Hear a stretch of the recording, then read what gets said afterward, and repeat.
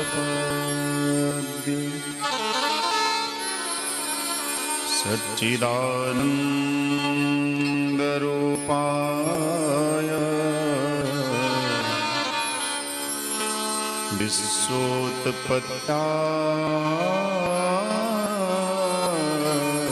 विश्वोत्पत्त्यादिहेतवे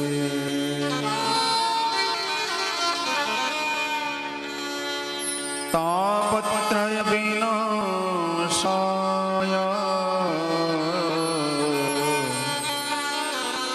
श्रीकृष्णाय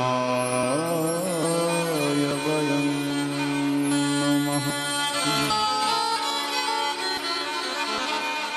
सीतानाथ समारम्भां रामानन्दार्य मध्यमाम् अस्मदाचार्यपर्यन्तां वन्दे गुरो परम्परा।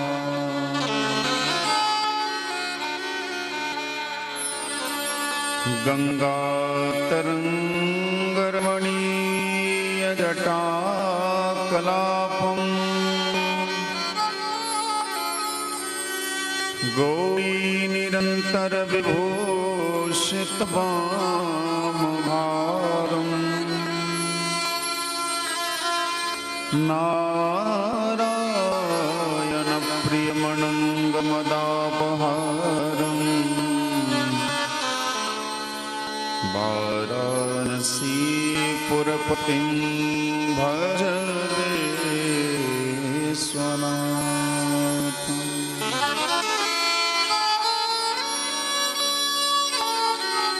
मनोजवं मारुततुल्यवेगम्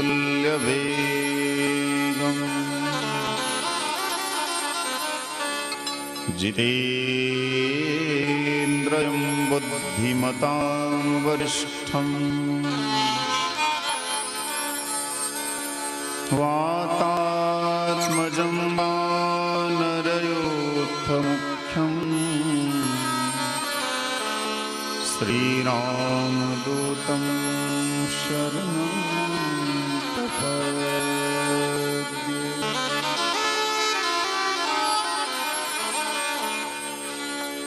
जनकसुता जगजननी जानकी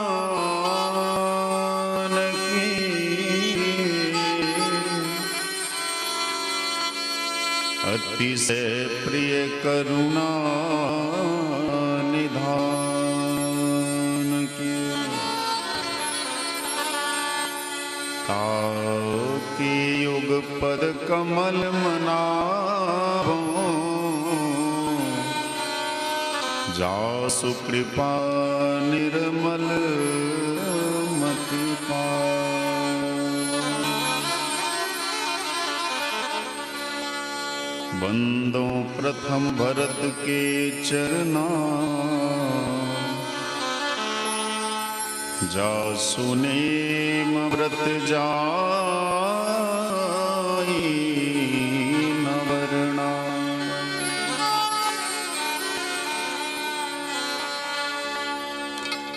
भक्ति भक्त भगवंत गुरु चतुर्णाम बपु एक इनके पद वंदन किए नासि विघ्न अनेक।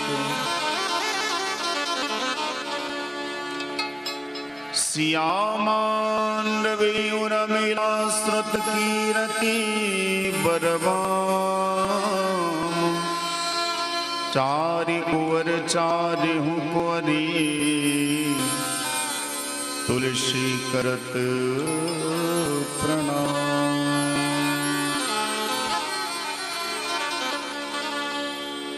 लेत सदा सुधि दीन की सकल कृपा के धाम। जननी जनक राजेश के प्रभु श्री सीताराम।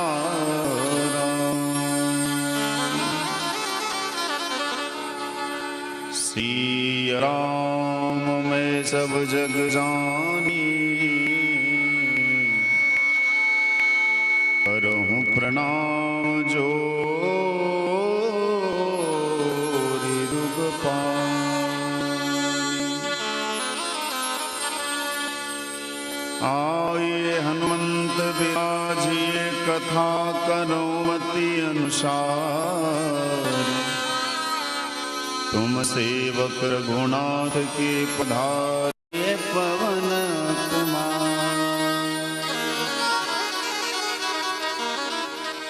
बोलिए श्री सीताराम भगवान की, श्री वृंदावन बिहारी लाल की, श्री हनुमान जी महाराज की, श्री गौरी शंकर भगवान की,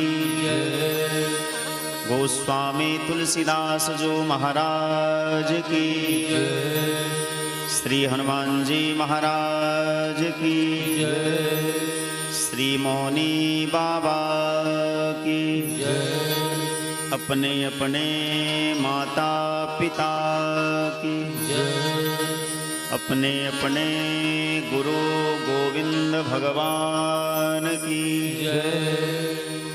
श्रोता भगवान की, कोरलपट्टी बस्ती की जय जय सीताराम,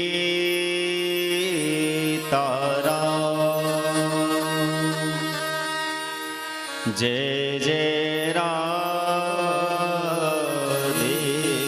श्याम। ओम नमः पार्वती पतये हर हर महादेव।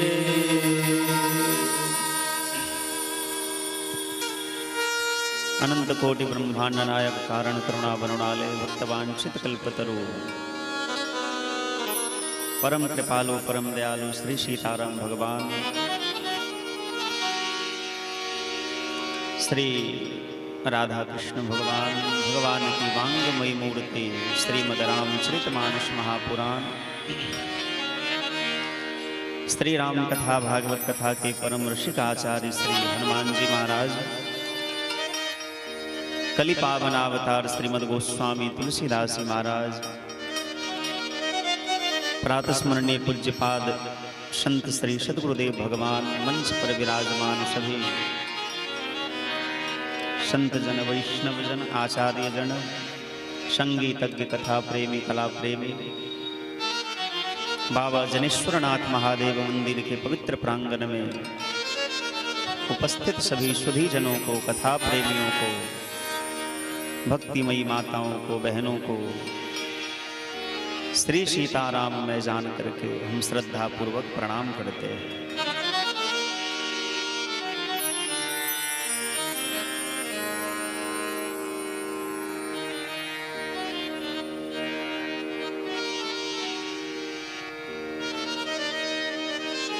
भगवान शिव की कृपा के फलस्वरूप ही आज इस पवित्र प्रांगण में कथा के द्वितीय पुष्प लेकर के हम आप सभी यहाँ समादृत हैं। हनुमान जी की विशेष कृपा करुणा से आप प्लावित होकर के राम कथा रूपी मंदाकिनी गंगा में गोता लगाने के लिए तीनों प्रकार के ताप के शांति के जो सरल उपाय हैं कलयुग में, दैहिक दैविक भौतिक ताप, राम राज काहू ही नहीं व्याप। जो राम जी की राज में रहता है उसे तीनों प्रकार में से एक भी प्रकार के ताप परेशान नहीं करते। दैहिक दैविक भौतिक ताप, राम राज काहू ही नहीं व्यापा। और ये बात हम नहीं कहते हैं, तुलसी बाबा कहते हैं। कि जो राम जी की राज्य में रहते हैं उन्हें किसी प्रकार के ताप नहीं सताते हैं। यदि आप हम जितने भी हैं ताप से मुक्त होना चाहते हैं तो राम जी की राज्य में रहिए।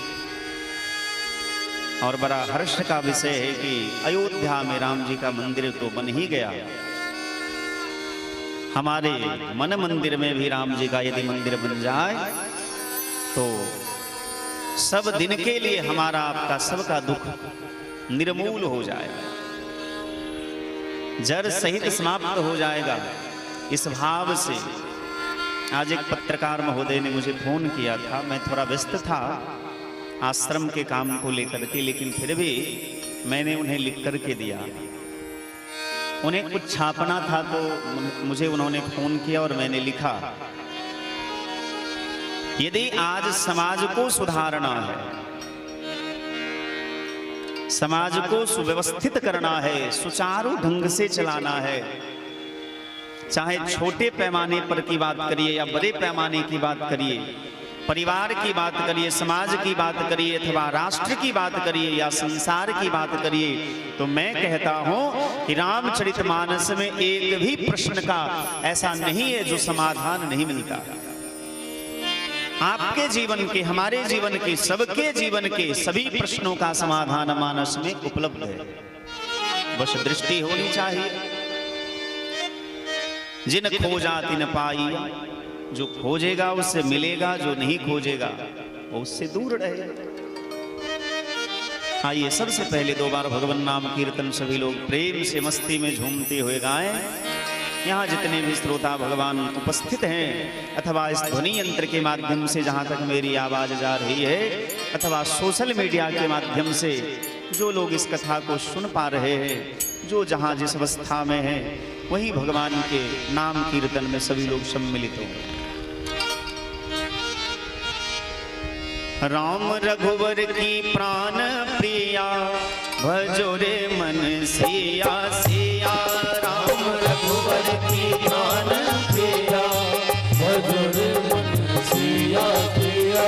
राम रघुवर की प्राण प्रिया, भजो रे मन सिया सिया। राम रघुवर की प्राण प्रिया, भजो रे मन सिया सिया। भजो रे मन सिया सिया, भजो रे मन सिया सिया।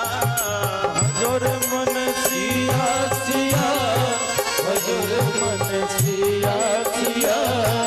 भजो रे मन सिया सिया, भजो रे मन सिया सिया। भजो रे मन सिया सिया, हरि मन सिया सिया। मेरे रघुवर की प्राण प्रिया, भजो रे मन सिया सिया। मेरे रघुवर की प्राण प्रिया, भजो रे मन सिया सिया। मेरे रघुवर की प्राण प्रिया, भजो रे मन सिया सिया। मेरे रघुवर की प्राण प्रिया, भजो रे मन सिया सिया। रटो रे मन सिया सिया, भजो रे मन सिया सिया। रटो रे मन सिया सिया, भजो रे मन सिया सिया। रटो रे मन सिया सिया, भजो रे मन सिया सिया। रटो रे मन सिया सिया, ताली बजा रे प्रेम से सिया सिया। राम रघुवर की प्राण प्रिया, भजो रे मन सिया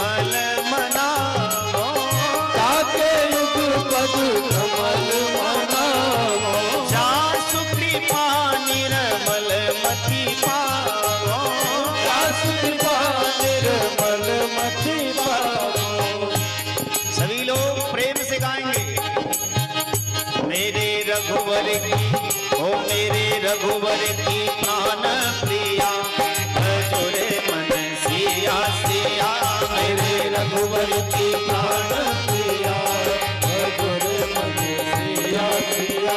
राम रघुवर की प्राण प्रिया, भजो रे मन सिया सिया। राम रघुवर की प्राण प्रिया, भजो रे मन सिया सिया। भजो रे मन सिया सिया, रटो रे मन सिया सिया। भजो रे मन सिया सिया, रटो रे मन सिया सिया। भजो रे मन सिया सिया, रटो रे मन सिया सिया।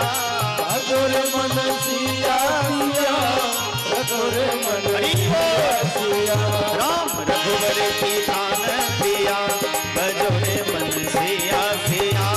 राम रघुवर की प्राण प्रिया, भजो रे मन सिया सिया। राम रघुवर की प्राण प्रिया, भजो रे मन सिया सिया। राम रघुवर की प्राण प्रिया, भजो रे मन सिया सिया।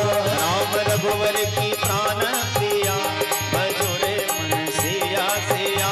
राम रघुवर की प्राण प्रिया, भजो रे मन सिया सिया। बोलिए भक्तवत्सल भगवान की जय।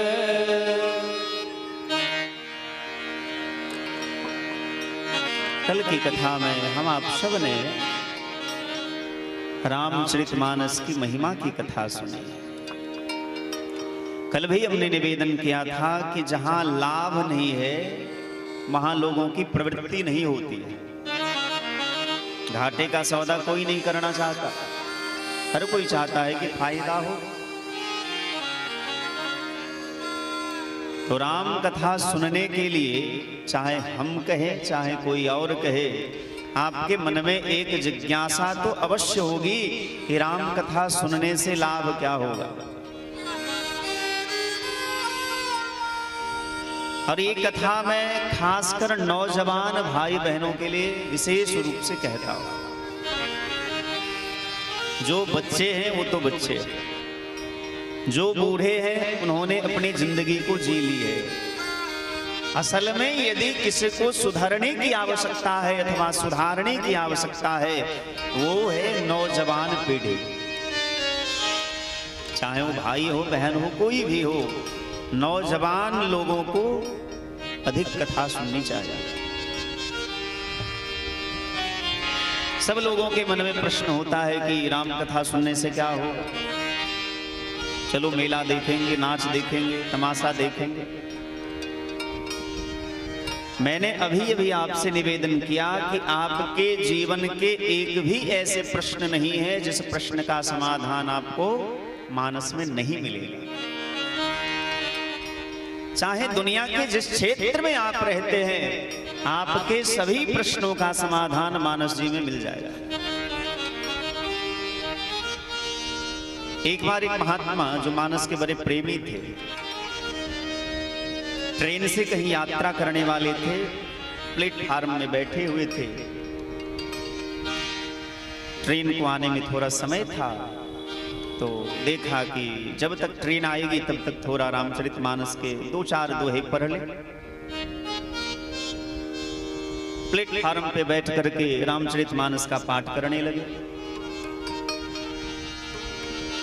उसी ट्रेन से किसी और को भी जाना था। एक लड़का जिसका अभी नया नया विवाह हुआ था। विवाह के बाद लोग हनीमून मनाने जाते हैं। मुझे आज तक ये समझ में नहीं आया कि हनीमून का मतलब क्या होता है। बस लोगों के मुंह से सुनते आ रहे हैं कि हनीमून मनाने जा रहे हैं, या उसको गया तो बस कह रहे। अब आप पूछिएगा कि आपको पता क्यों नहीं है? क्योंकि भैया हमने शादी ब्याह किया नहीं तो पता कैसे रहे। शादी ब्याह किए रहते तो पता होता कि हनीमून का मतलब क्या है।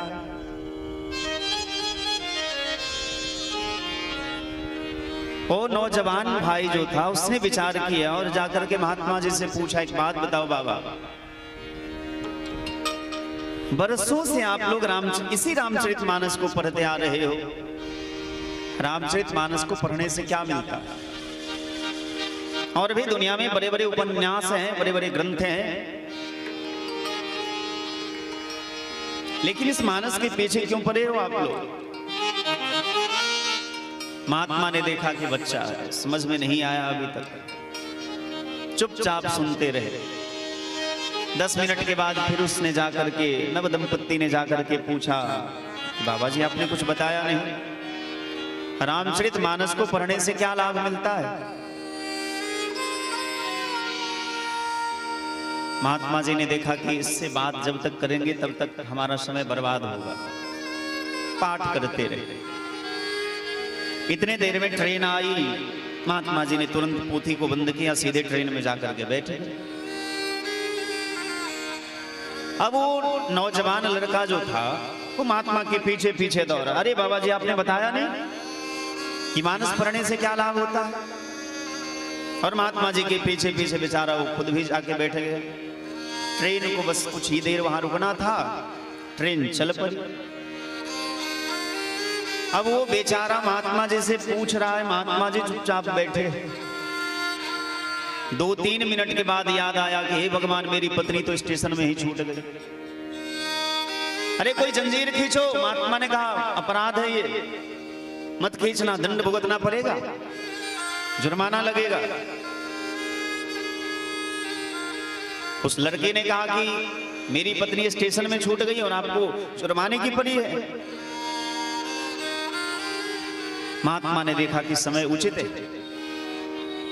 किसी को किसी के प्रश्न का जवाब समय पर देना चाहिए। बोले देखो बेटा, तुम आधे घंटे से मेरे पीछे पड़े हो और मुझे बार बार पूछ रहे हो कि रामचरितमानस को पढ़ने से लाभ क्या मिलता है। मैं कहता हूं कि यदि आज तुमने रामचरितमानस को एक बार भी जीवन में पढ़ा होता तो जो गलती तुमने आज करी है वो गलती तुम नहीं करते। क्यों? क्योंकि मानस में सिखाता है। जब राम जी जानकी जी के साथ वन गमन के लिए यात्रा करते हैं और गंगा जी के पावन तट पर आए, केवट में भगवान के चरण धोए, तो नियम है यदि आप पत्नी के साथ बच्चे के साथ कहीं यात्रा करते हैं तो पहले पत्नी को बच्चे को गाड़ी में बिठा देना चाहिए। तुलसी बाबा ने मानस का पद लिखा है, प्रिया चढ़ाई चढ़े रघुराई, प्रिया चढ़ाई चढ़े रघुराई, प्रिया चढ़ाई चढ़े रघुराई, प्रिया चढ़ाई चढ़े रघुराई। जब राम जी केवट के नाव में बैठने लगे तो सबसे पहले किसको चढ़ाया? प्रिया माने जानकी जी। प्रिया चढ़ाई चढ़े रघुनाथ, पहले जानकी जी को बिठाया। महात्मा ने देखा कि लोहा गर्म है। भैया कोई लोहार यदि ठंडे लोहे पे चाहे जितना भी हथौड़ा पड़ के कोई औजार बनने वाला नहीं है, लेकिन वही लोहा यदि गर्म हो जाए, उस गर्म लोहे पर यदि हथौड़ा मारेगा तो औजार बन जाएगा, जो बनाना चाहे। उसी प्रकार समय पर किसी को कहना चाहिए, बिना समय का मत कहिए, चाहे जितना भी अच्छा बात हो, समय पर कहना चाहिए। बेचारे को अपनी गलती का एहसास हुआ और महात्मा के चरणों में प्रणाम किया, नहीं बाबा गलती हो गई। अब समझ में आ गई कि यदि हमने रामचरितमानस को सचमुच जीवन में एक बार भी पढ़ा होता तो जो गलती हमने आज करी है वो गलती हमसे नहीं होती। माँ के साथ कैसा व्यवहार करना है, पिता के साथ कैसे रहना है, भाई के साथ, पत्नी के साथ, बच्चों के साथ, प्रजा के साथ, समाज के साथ जीवन को कैसे जीना है, ये सारी शिक्षा हमें मानस से प्राप्त होती है। इसलिए रामचरितमानस को जीवन में एक बार अवश्य पढ़िए। मैंने कल एक प्रश्न किया था, यहाँ जितने भी श्रोता भगवान बैठे हैं उसमें कोई ऐसे हैं जिनको रामचरितमानस का एक भी चौपाई याद नहीं है? आपको याद नहीं है? सबको याद होगा। अरे और कोई दोहा चौपाई सोरठा छंद याद हो ना हो, मंगल भवन अमंगल हारी द्रवहु सुदशरथ अजिर बिहारी, ये तो सबको याद होना चाहिए। और यदि किसी को याद नहीं है तो समझ लीजिए कि आप मनुष्य हैं ही नहीं, आप महान राक्षस हैं।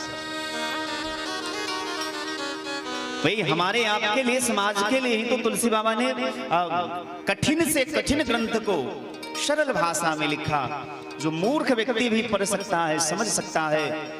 और मुझे लगता है कि ऐसा कोई होगा ही नहीं जिसे रामचरितमानस का एक चौपाई भी याद न हो। का बरसा जब कृषि सुखाने, समय चुके पुनिका पछिताने। ये चौपाई सब सामान्य है जो समाज में व्यवहार में आता है, इसीलिए रामचरितमानस बड़ा सरल ग्रंथ है।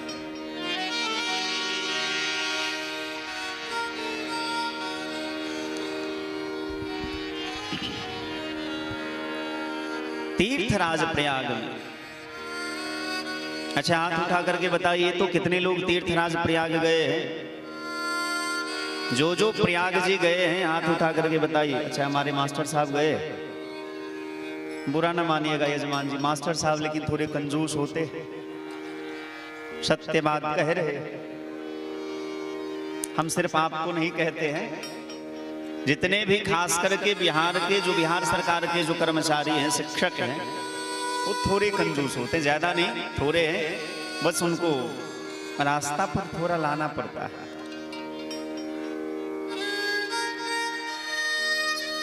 जीवन में उदार होना चाहिए। ऐसे हम आपके पोते हैं तो बुरा न मानिए।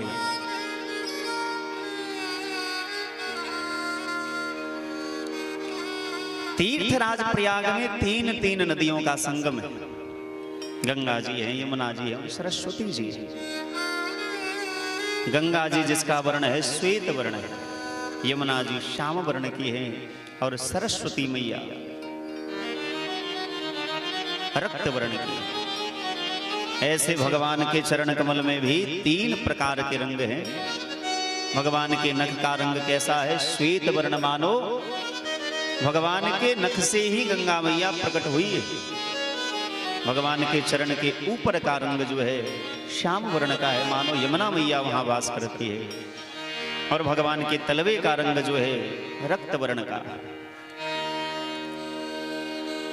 एक बहुत बड़ा विश्वविद्यालय है बनारस में, काशी हिंदू विश्वविद्यालय। उसके संस्थापक मदन मोहन मालवीय जी एक बार गए तीर्थराज प्रयाग में, तो वहां के सब तीर्थ में पुरोहित होते हैं, पंडा होते हैं, सब गांव के, सबके अलग अलग होते हैं। तो मदन मोहन मालवीय जी गए तो पंडा जी से, और वहां के पंडा जी थोड़े कमजोर होते हैं, पढ़े लिखे कम रहते हैं। ऐसे तो आजकल ब्राह्मण समाज का ही दुर्भाग्य समझिए कि ब्राह्मण लोग अपना बेटा को, अपने बच्चों को संस्कृत नहीं पढ़ाते। आने वाला समय ऐसा होगा जो किसी और से आपको पूजा करवानी पड़ेगी, आपकी मजबूरी होगी। तो मालवीय जी गए, पंडा जी से कहा कि पंडा जी थोड़ा मंत्र शुद्ध शुद्ध बोलिएगा। बेचारा था, थोड़ा कम पढ़ा लिखा था। पंडा जी सब जो होते हैं, सबकी बात हम नहीं कर रहे हैं, लेकिन अधिकतर ऐसे ही होते, बहुत कम पढ़े लिखे होते हैं। उनको तो 1 मिनट में संकल्प, पूजा और दान सब लेना है, करवाना है। तो मालवीय जी ने कहा कि चलिए हम स्नान करेंगे। पंडा जी को लेकर के गए, रास्ता में बात 2-4 मिनट पर टोक देते थे कि पंडा जी थोड़ा ध्यान रखिएगा, थोड़ा मंत्र शुद्ध शुद्ध बोलिएगा। अब बेचारा पंडा जी परेशान, भाई एक ही काम के लिए बार बार यदि किसी से कोई टोके तो परेशान तो होगा। जब संगम जी के तट पर गए तो संगम जी में प्रवेश किया, मदन मोहन मालवीय जी ने प्रवेश किए। पंडा जी से कहा कि पंडा जी मंत्र थोड़ा शुद्ध शुद्ध बोलिएगा। अब बेचारा परेशान हो गया था। मालवीय जी से कहा कि एक बात बताइए कि यहाँ कौन कौन नदी है? बोले गंगा यमुना सरस्वती। बोले दिखती कौन कौन है? बोले गंगा और यमुना, सरस्वती कहाँ है? तो लुप्त है। बोले जहाँ की सरस्वती ही लुप्त है, वहां से आप शुद्धता का ध्यान रखते हैं? अरे यहाँ की तो सरस्वती ही लुप्त है, तो जहाँ की सरस्वती ही लुप्त है, गुप्त है, वहां आप हमसे ये उम्मीद कैसे करते हैं कि शुद्ध शुद्ध बोले? तो जिनके हृदय में गंगा यमुना और सरस्वती की धार बहती रहती है, कभी कभी सरस्वती मैया बह जाती है। एक बार एक पंडित जी कोई भजन गा रहे थे और भजन गाते गाते एक पंक्ति उनसे छूट गए। तो कई लोग ऐसे बैठे थे जो जानकार थे, उन्होंने कहा कि भैया आपने ये पद तो छोड़ दिया। बोले कि देखो होता क्या है, जब कोई ज्यादा भाव में बह जाए तो उसे ध्यान नहीं रहता है कि क्या आगे गाना है, क्या पीछे गाना है, कैसे गाना है। छूट गया सो या छूट गए। अब भगवान की ही इच्छा थी तो उसमें हम क्या करें। तो शब्द पर नहीं अपितु भाव पर ध्यान देना चाहिए।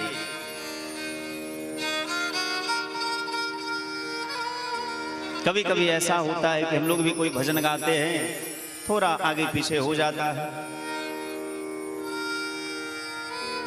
आइए 2 बार भगवान नाम कीर्तन सभी लोग करें।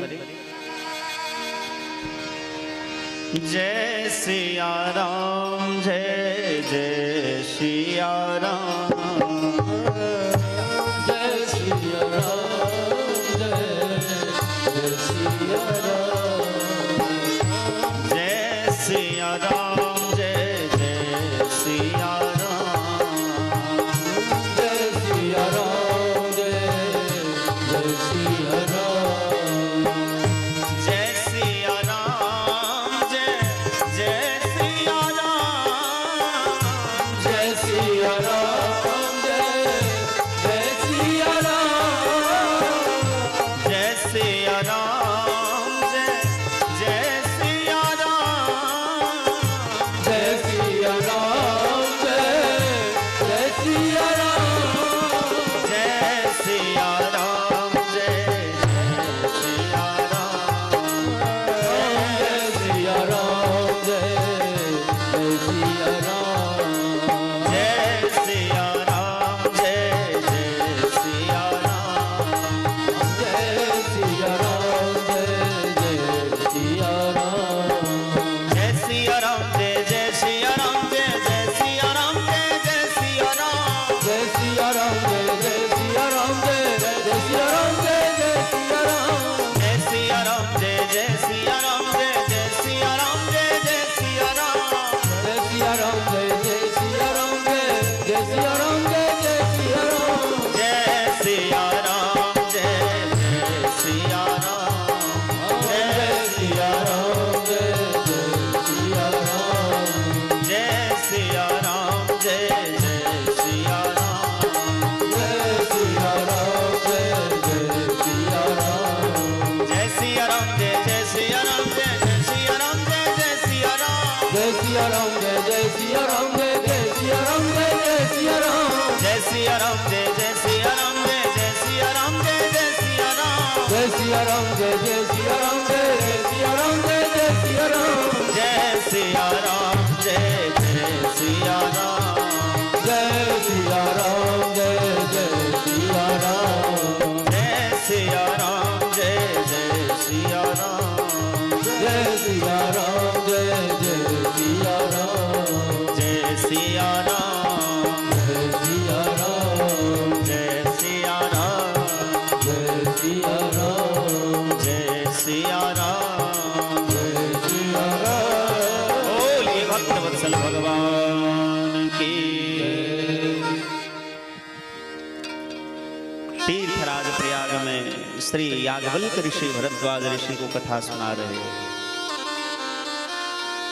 जब भरद्वाज ऋषि ने याज्ञवल्क्य ऋषि से पूछा, एक राम दशरथ का बेटा, एक राम घट घट में बैठा, एक राम है सबसे न्यारा, एक राम है सबका प्यारा। एक राम दशरथ का बेटा, एक राम घट घट में बैठा, और एक राम है जो घट घट में विराजमान है। एक राम है सबसे न्यारा, एक राम है सबका प्यारा। प्रभु सोई राम की अपर को, जाहि जपत त्रिपुरारी। सत्य धाम सर्वज्ञ तुम्हारा, कहूँ विवेक विचार।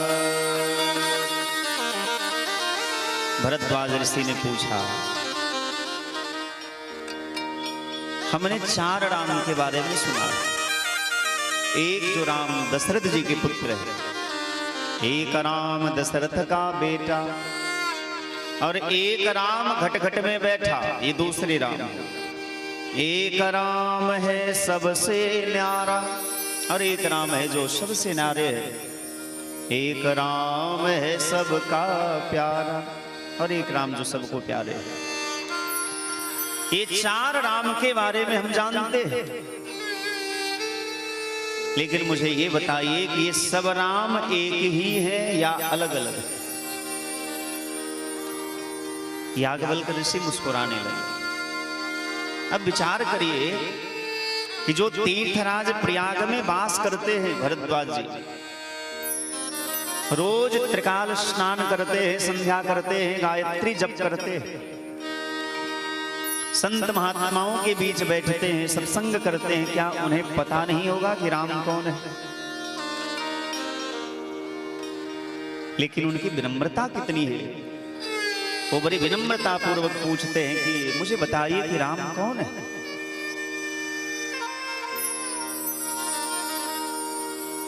याज्ञवल्क्य ऋषि प्रसन्न हो गए और कहते, मैं आपकी चतुराई समझ गया। चाहूं सुनहि राम गुण गूढ़ा।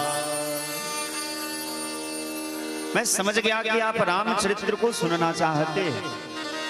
मानहु प्रश्न कीन अति मूढ़ा, लेकिन आपने प्रश्न वैसा ही किया है जैसे मान लो कोई मूर्ख पूछ रहा है। आपने मूर्ख की तरह प्रश्न किया है।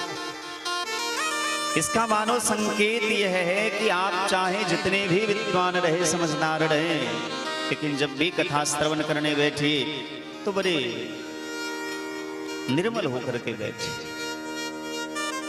निरहंकारी बन करके, निरीह निष्प्रिय बन करके बैठे।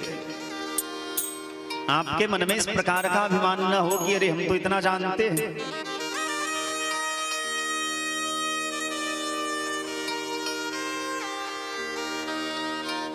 याज्ञवल्क्य ऋषि कहते हैं कि जो प्रश्न आपने हमसे किया है, वही प्रश्न सती ने भगवान शिव से किया, और शिव जी ने जो कथा सती को सुनाई वही कथा मैं आपको सुना रहा हूं। एक बार त्रेता जुग माही, शंभु गए कुंभज ऋषि पाई।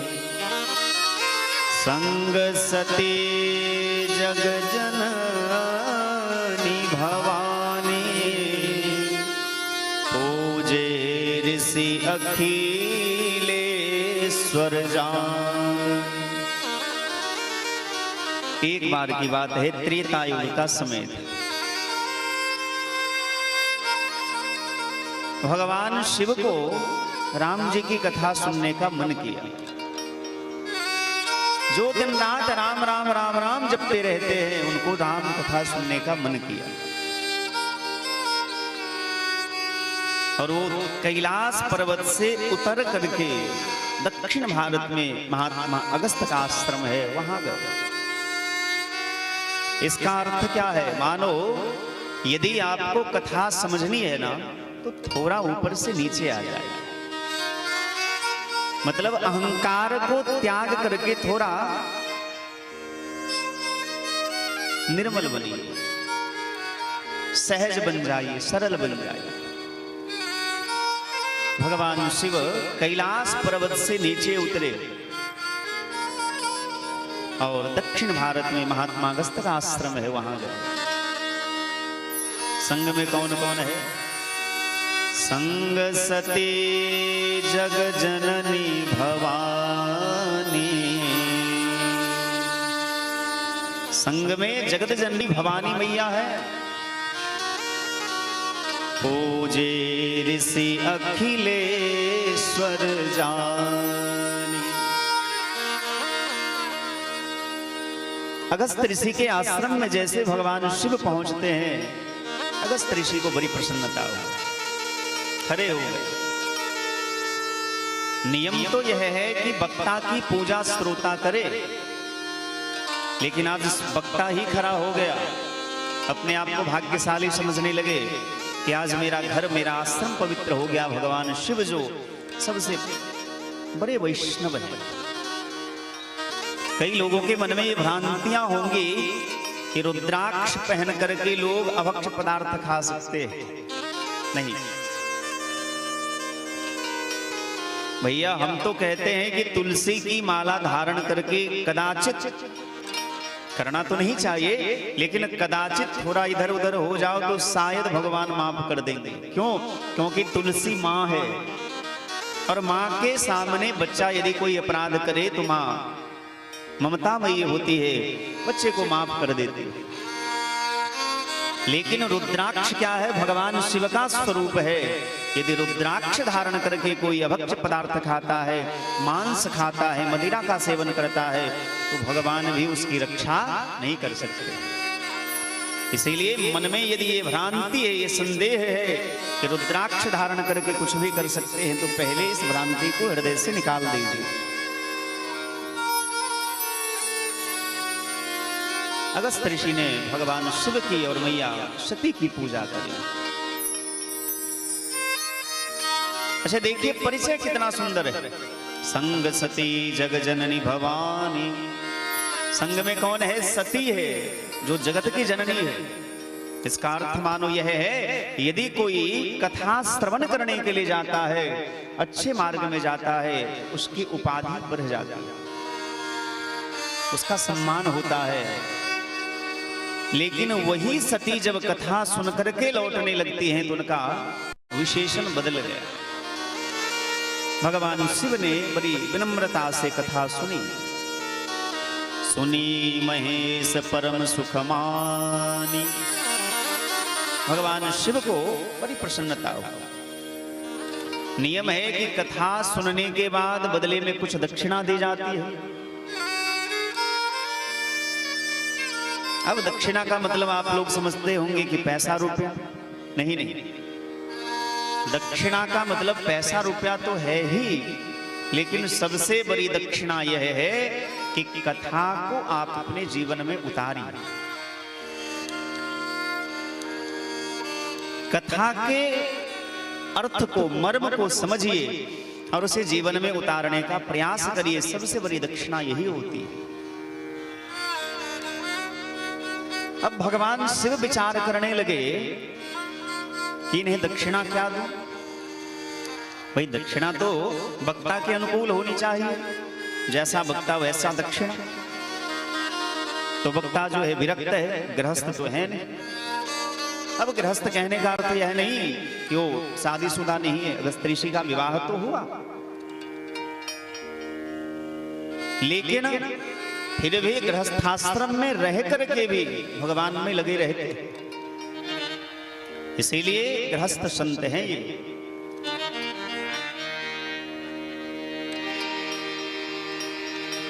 ऋषि पूछी हरि भगति सुहाई, कही शंभु अधिकारी पाए। अब अगस्त जी ने विचार किया कि हमें दक्षिणा चाहिए, तो क्या मांगे इनसे दक्षिणा। तो बोले आप भी मुझे राम कथा सुना दे। तुलसी बाबा कहते ऋषि पूछी हरि भगति सुहाई। ऋषि पूछी हरि भगति सुहाई। ऋषि पूछी हरि भगति सुहाई। ऋषि पूछे हरि भगति सुहाई। कहीं शंभु अधिकारी पाई, कहीं शंभु अधिकारी पाई। कहीं शंभु अधिकारी पाई, कहीं शंभु अधिकारी पाई। ऋषि पूछी हरि भगति सुहाई। ऋषि पूछे हरि भगति सुहाई। ऋषि पूछी हरि भगति सुहाई। ऋषि पूछे हरि भगति सुहाई। अगस्त ऋषि ने भगवान शिव से राम जी की कथा पूछी। कथा में बहुत आनंद आता है। कथा सुनने से ही सीता का भी दुख दूर हुआ। कथा सुनने से ही सती का दुख दूर हुआ। कथा सुनने से ही हमारा आपका शव का दुख दूर होगा। दुनिया में और दूसरा कोई साधन नहीं है, कोई उपाय नहीं है दुख दूर करने का।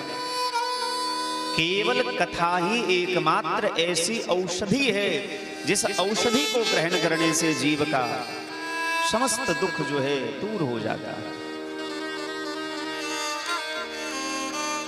ऋषि पूछी हरि भगति सुहाई, कही शंभु अधिकारी पाई। इसका अर्थ मानो यह है कि अनधिकारी को, जिसको अधिकार नहीं है, उसे कथा नहीं सुनाना चाहिए। और कथा का अधिकारी है कौन? आप में से कोई बताओ तो। हमें तो पता चला कि इस गांव में बड़ी कथा हुई है, इससे पहले कई बार कथा हुई है। यजमान जी आप बताइए, देवचंद्र बाबू, भगवान की कथा के अधिकारी कौन है? संत। अच्छी बात, संत तो है। मानस में ही इसका जवाब है। तुलसी बाबा लिखते हैं, ऋषि राम कथा के ते अधिकारी। राम कथा के ते अधिकारी।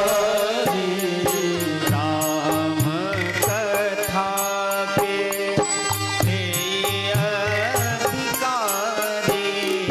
राम कथा के ते अधिकारी।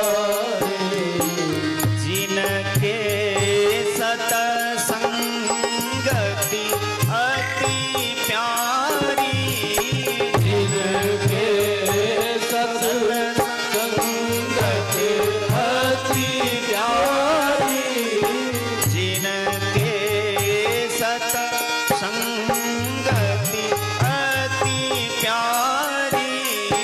जिनके सत्संगति अति प्यारी। राम कथा के ते अधिकारी। राम कथा के ते अधिकारी। राम कथा के ते अधिकारी। राम कथा के ते अधिकारी। अब आप लोग इसको याद रख लीजिए कि भगवान की कथा के अधिकारी कौन है। बोले जिनके सत्संगति अति प्यारी, जिनको सत्संग से बड़ा प्रेम होता है। गांव में हम लोग जाते हैं कथा करने। अब गांव का नाम क्यों लें, लेकिन गांव भर में कथा करने जाते हैं तो कई लोगों के, यदि पर्सनल कथा कहीं होती है किसी के दरवाजे पे, चाहे वो राम कथा हो, भागवत कथा हो, देवी भागवत की कथा हो, तो गांव वालों के यदि किसी को वैमनस्यता रहती है तो उनके मन में यह भाव रहता है कि हमको निमंत्रण नहीं मिला, हमको हकार नहीं मिला, तो हम क्यों जाएं? नहीं नहीं, असली सत्संगी व्यक्ति वह है जिसके कान में ये शब्द जाए कि कथा हो रही है और सब कुछ छोड़ छाड़ करके जो कथा श्रवण करने आ जाए। जहां जगह मिले वहां आराम से सावधानी पूर्वक बैठ करके कथा सुने, वही सत्संगी है।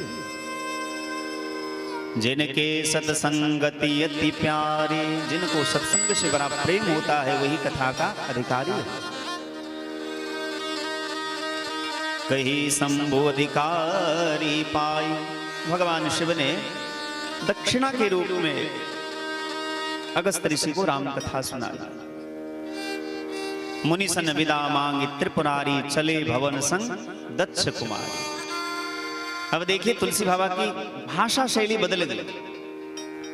तुलसी बाबा कहते हैं जब सती आई थी तो क्या कहा तुलसी बाबा ने कि संग सती जग जननी भवानी।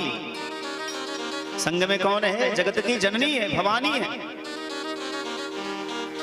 लेकिन जब जा रही हैं तो नाम बदल दिया। क्या कहा? चले भवन संग दक्ष कुमारी। अब ये जगत जननी नहीं रही, अब ये भवानी नहीं रही, ये दक्ष की बेटी हो गई। दक्ष माने क्या होता है? कुशल, मतलब जो अभिमानी व्यक्ति हो उसको दक्ष कहते हैं। या फिर दक्ष के मन में अभिमान हो ही जाता है। सती के मन में संदेह हो गया कि जो पहले से पूजा कर रहे हैं, हाथ पैर जोड़ रहे हैं, वो कथा क्या कहेंगे? भैया यदि कोई विनम्रता पूर्वक कोई कथावाचक आपके सामने हाथ जोड़े तो उसका मजाक नहीं उड़ाना चाहिए, ये तो उसकी महानता है। यदि कोई श्रेष्ठ व्यक्ति, कोई बुजुर्ग व्यक्ति, कोई विद्वान व्यक्ति आपके सामने हाथ जोड़े, आपको प्रणाम करे, तो ये उसकी महानता है। अगस्त ऋषि इस बात से प्रसन्न थे कि भगवान शिव जो राम सबसे बड़े राम कथा के गायक हैं, वो हमारे यहाँ कथा श्रवण करने आए हैं, इस बात से प्रसन्न थे। इसलिए उनकी पूजा की, वंदन की। लेकिन सती के मन में मोह हो गया। तो पहला अपराध क्या किया सती ने? भगवान के भक्त के ऊपर संदेह किया। दूसरा अपराध क्या किया कि भगवान की कथा नहीं सुनी। कथा मंडप में बैठ करके कथा न सुनना भी अपराध है। संसार की चर्चा करना भी अपराध है। तुलसी हरि की कथा में बात चलावे और तुलसी बाबा कहते यदि भगवान की कथा में बैठ करके कोई संसार की चर्चा करता है तो तुलसी ऐसे जीव को 3 लोक नहीं ठो, तीनों लोक में से कहीं शांति नहीं मिलती।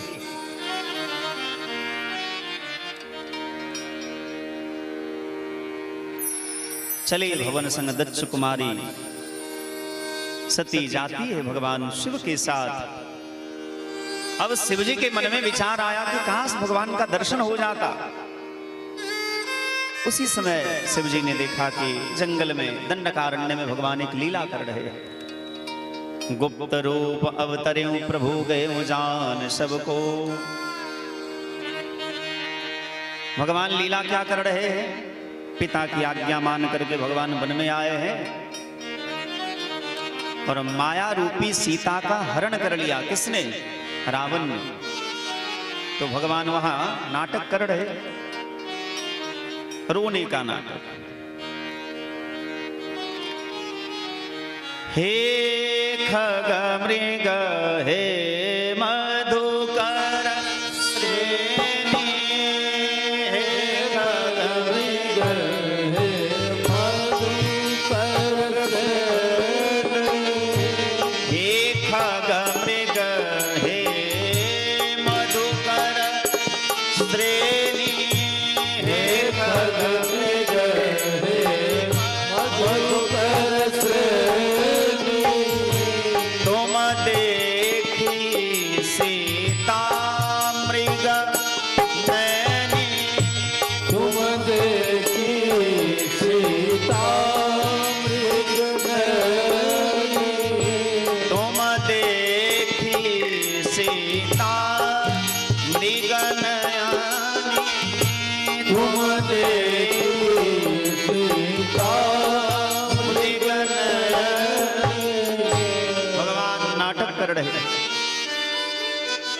भगवान बिरही की तरह, कामी की तरह वन से पूछते हैं, लता पता पशु पक्षी सबसे पूछते हैं कि आपने हमारी सीता को देखा?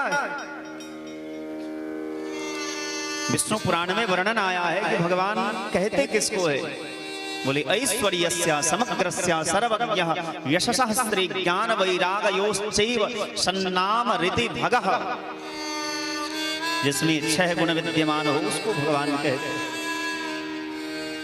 जिसमें सर्वज्ञता है, समग्रता है, ऐश्वर्य है, स्त्री है, ज्ञान है, वैराग्य है, ऐसे 6 गुणों से जो विद्यमान है, जिनमें 6 गुण विद्यमान है, वो भगवान है। तो भगवान को तो सब कुछ पता होता है कि कहां क्या चल रहा है। भगवान की लीला को देख करके शिव जी मुस्कुराने लगे। जय हो लीला बिहारी सरकार, जय सच्चिदानंद जग पावन, अस कही चले मनोज नसावा। बोलिए सच्चिदानंद भगवान की जय। शिव जी ने जय सच्चिदानंद जग पावन, अस कही चले मनोज नसावन। भगवान को सच्चिदानंद कहा, सती को मोह हो गया। ये सच्चिदानंद कैसे हो गए? अरे ये तो रो रहे हैं और इनको कह रहे हैं सच्चिदानंद। तो सती को मोह हुआ। इसका मानो संकेत यह है कि जो कथा को सुनता नहीं है उसे मोह हो जाता।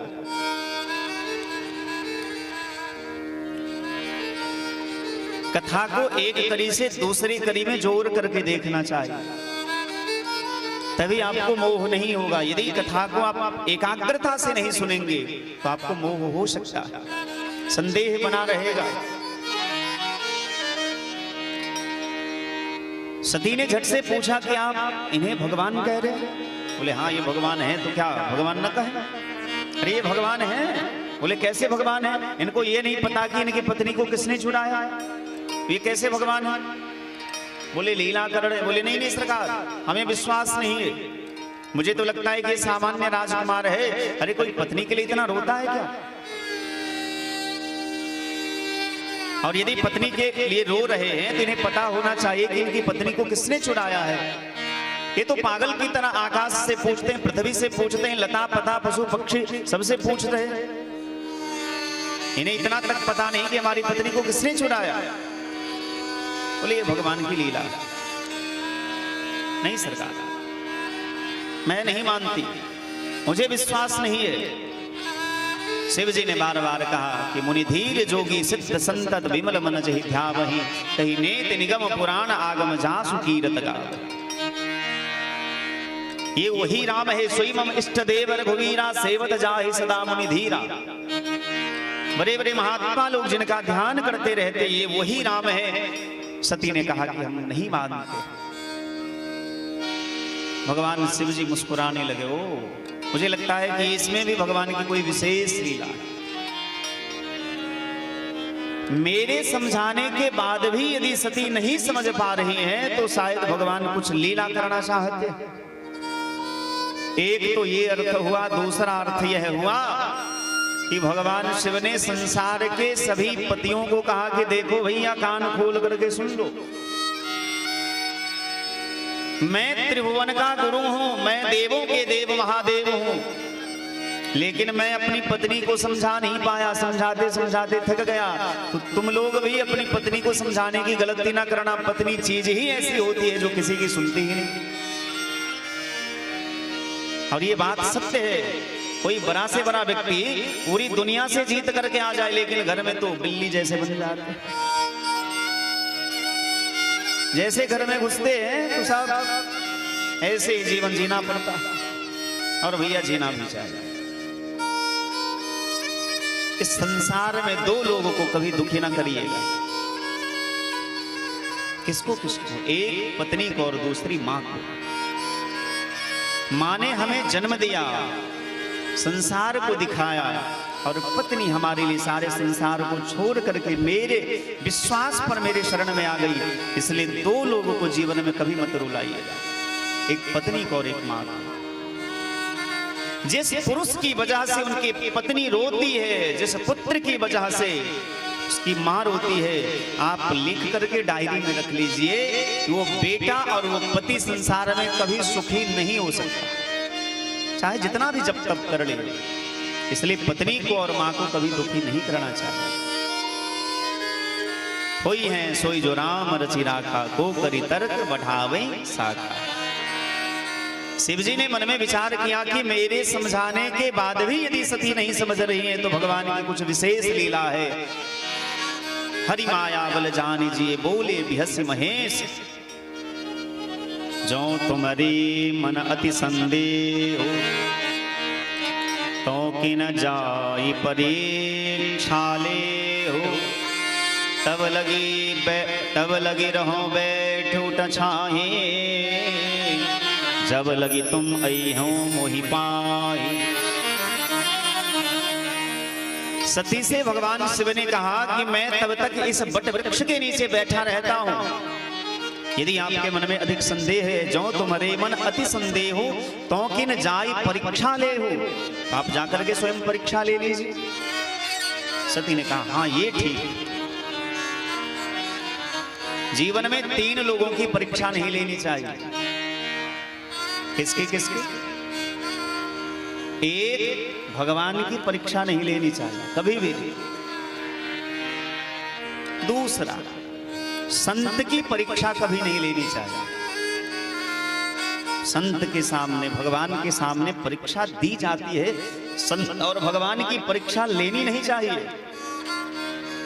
और शास्त्र की भी परीक्षा नहीं लेनी चाहिए, क्योंकि शास्त्र स्वयं भगवान होते हैं। तो शास्त्र का, संत का और भगवंत का, इन तीनों का परीक्षा कभी नहीं लेनी चाहिए। लेकिन सती ने देखा कि भगवान शिव ने आदेश दे दिया है तो चली गई। पुनि पुनि हृदय विचार करी धरि सीता कर रूप, आगे होई चली पंथ ते ही जही आवत नर भूप। राम जी जिस रास्ते से जानकी जी को खोजते हुए जा रहे थे, उसी रास्ते में आगे आगे जाने लगी। कौन? सती। कैसे? सीता का वेश धारण करके। गलती हो गया। शास्त्र कहता है कि सीता जी राम जी के पीछे पीछे चलती है। आगे राम लखन बन पाछे, आगे राम लखन बन पाछे, आगे राम लखन बन पाछे, आगे राम लखन बन पाछे। आपस बेस विराजत काछे, आपस बेस विराजत काछे, उभय बीच श्री सोहहि कैसे, उभय बीच श्री सोहहि कैसे। ब्रह्म जीव बिच माया जैसे, ब्रह्म जीव बिच माया जैसे, आगे राम लखन बन पाछे, आगे राम लखन बन पाछे। जानकी जी कैसे चलती है? जैसे कलियुग की माताएं पति के आगे आगे चलती है। भाई आप कहीं भी चले जाइए, चाहे हॉस्पिटल में जाइए, रेलवे स्टेशन में जाइए, किसी ऑफिस में जाइए, किसी दफ्तर में जाइए, तो जो बहनें होंगी, जो माताएं होंगी, वो कहेंगी कि फर्स्ट लेडी देन यू, क्योंकि सरकार ने ही ऐसी नीति बना दी। देखो, हमें इसमें कोई आपत्ति नहीं है, स्त्री की प्राथमिकता होनी चाहिए, लेकिन आपको ये बात मानना पड़ेगा कि यदि स्त्री स्वतंत्र हो जाए तो समाज को बिगड़ने का डर रहता है। स्त्री को स्वतंत्र नहीं होना चाहिए। और ये बात हम नहीं कह रहे हैं, ये भी मानस में लिखा है। जिमि स्वतंत्र भय बिगड़ही नारी, यदि स्त्री स्वतंत्र हो जाए तो बिगड़ने का डर बना रहता है। और कहीं ना कहीं विचार करने पर यह पता चलता है कि आज समाज में जो कुरीतियां फैल रही है उसके पीछे ये बहुत बड़ा ये लक्षण है। अब पुरुषों को यदि नौकरी नहीं मिलती है तो पुरुष का काम क्या होता है? घर में आप दिन भर बच्चों को खिलाइए, बाजार से सब्जी खरीद के लाइए। भाई बाजार से सब्जी खरीद के लाओ ये तो बात समझ में आती है, लेकिन बच्चों को खिलाना, झाड़ू पोछा बर्तन करना, ये तो माताओं का काम है। सती ने क्या किया? सीता का वेश तो धारण कर लिया, लेकिन सती जाति कैसे है? आगे हुई चली पंथ ही जेहि आवत नर भूप। जिस रास्ते से राम जी जा रहे थे उस रास्ते से आगे आगे सती जाने लगी। सीता का वेश तो धारण कर लिया, लेकिन सीता बन नहीं पाई। भैया वेश धारण कर लेना और बनना ये दोनों अलग बात है। बढ़िया मुकुट कोई धारण कर ले, बढ़िया पीतांबरी धारण कर ले, धनुष बाण धारण कर ले, तिलक लगा ले तो राम तो कोई भी बन सकता है। लेकिन राम जी के आचरण को जो जीवन में उतारे, वास्तव में वही राम कहलाने के लायक। लक्ष्मण जी ने देखा पहले तो भैया को कहा कि देखो देखो ये जा रहे। लक्ष्मण देख उमाकृत बेसा, लक्ष्मण जी को थोड़ा संदेह हुआ, भगवान समझ गए। एक कवि ने बड़ी प्यारी बात कही है, तारों के तेज में चांद छुपे नहीं। तारा चाहे जितना भी आकाश में उग जाए, लेकिन चंद्रमा का जो प्रकाश है वो सबसे अलग रहता है। तारों के तेज में चांद छुपे नहीं, दाता छुपे नहीं मांगन जायो। और यदि कोई कितना भी गरीब हो जाए, लेकिन यदि वो दाता है, देने की आदत है उसे, वो देता ही रहता है। और किसी को देने की आदत नहीं है, चाहे वो जितना भी धनवान हो, वो जीवन में दान नहीं करता। दाता छुपे नहीं मांगन जायो, चंचल नारी के नैन छुपे नहीं। और जिस स्त्री का चरित्र बढ़िया नहीं होगा, जो व्यभिचारिणी होंगी, वो चाहे जितना भी सुंदर साड़ी पहन ले, जितना भी सुंदर श्रृंगार कर ले, या जितना भी सुंदर सज्जन बनने का नाटक कर ले, लेकिन उसका चरित्र छुपता नहीं है। एक ना एक दिन समाज के सामने दिख ही जाता। चंचल नारी के नैन छुपे नहीं, कवि गंग कहे सुनु साह अकबर, कर्म छुपे नहीं भभूत लगायो। और यदि कोई साधु नहीं है और ऊपर से साधु बनने का नाटक करता है, तो एक ना एक दिन उसकी असलियत भी संसार के सामने आ ही जाती है। जैसे हमारे देश में भी कुछ लोग हैं, मैं नाम किसी का नहीं लूंगा, लेकिन आप सभी जानते हैं यहाँ प्रबुद्ध लोग बैठे हैं। कुछ लोग ऐसे हैं जो समाज को दिग्भ्रमित करने में लगे, साधु के नाम पर, महात्मा के नाम पर, बाबा जी के नाम पर, बाबा जी को, महात्मा साधु को बदनाम करने के लिए, साधु का नाम बेचने के लिए, महात्माओं का नाम बेचने के लिए महात्मा बनने का नाटक किया। लेकिन भैया ये संसार है, समाज है। आप यदि अंदर से साधु नहीं रहेंगे, यदि आपका चरित्र साधु जैसा नहीं होगा, तो एक ना एक दिन संसार के सामने आपकी असलियत खुल ही जाएगी। ये कुबेश साधु सनमानो जिमि जगजाम बंत। यदि किसी को झंझट हो तो कहेंगे कि नहीं हमको ज्यादा परेशान मत करो, हम बाबा जी बन जाएंगे। अरे भैया बाबा जी बनना इतना आसान काम नहीं है।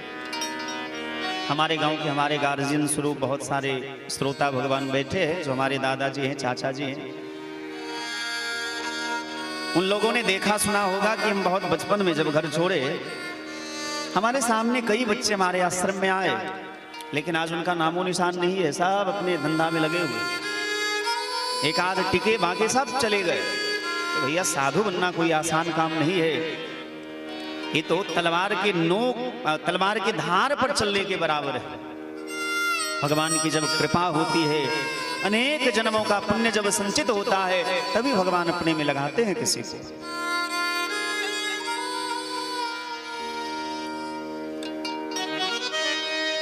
एक बड़ा सुंदर प्यारा भाव है।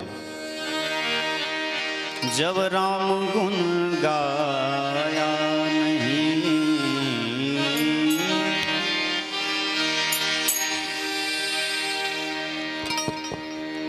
जब राम गुण गाया नहीं, गायक हुआ तो क्या हुआ। जब राम गुण गाया नहीं, गायक हुआ तो क्या हुआ।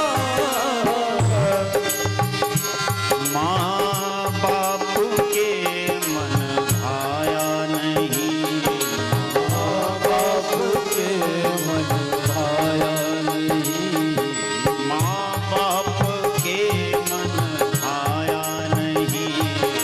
माँ बाप के मन भाया नहीं। लायक हुआ तो क्या हुआ। राम गुण गाया नहीं, गायक हुआ तो क्या हुआ।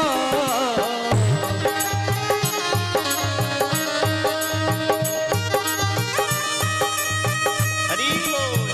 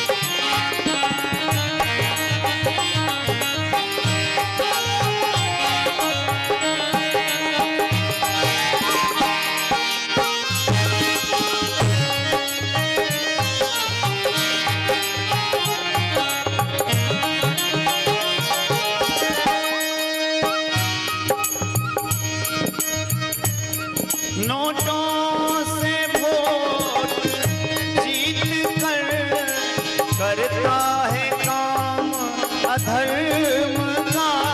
नोटों से वोट जीत कर करता है काम अधर्म का। नोटों से वोट खरीद कर करता है काम अधर्म का। नोटों से वोट खरीद कर करता है काम अधर्म का। धर्म की रक्षा न की, धर्म की रक्षा न की। हाँ धर्म की रक्षा न की।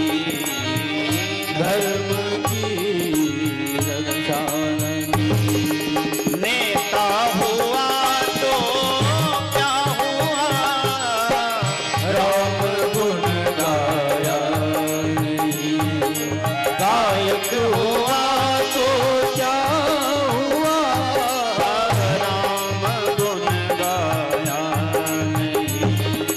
गायक हुआ तो क्या हुआ, हे राम गुण गाया नहीं। गायक हुआ तो क्या हुआ। हरे कृष्णा कृष्णा कृष्णा हरे हरे, हरे राम राम राम हरे हरे। हरे कृष्णा कृष्णा कृष्णा हरे हरे। हरे राम राम राम हरे हरे। हरे कृष्णा कृष्णा कृष्णा हरे हरे, हरे राम राम राम हरे हरे। हरे कृष्णा कृष्णा कृष्णा हरे हरे। हरे राम राम राम हरे हरे। राम गुण गाया नहीं, गाया नहीं। गायक हुआ तो क्या हुआ, राम गुण गाया नहीं। गायक हुआ तो क्या हुआ। राम गुण गाया नहीं। गायक हुआ तो क्या हुआ, राम गुण गाया नहीं। गायक हुआ तो क्या हुआ। बोलिए भक्तवत्सल भगवान की। सती जाती है सीता का वेश धारण करके परीक्षा लेने के लिए।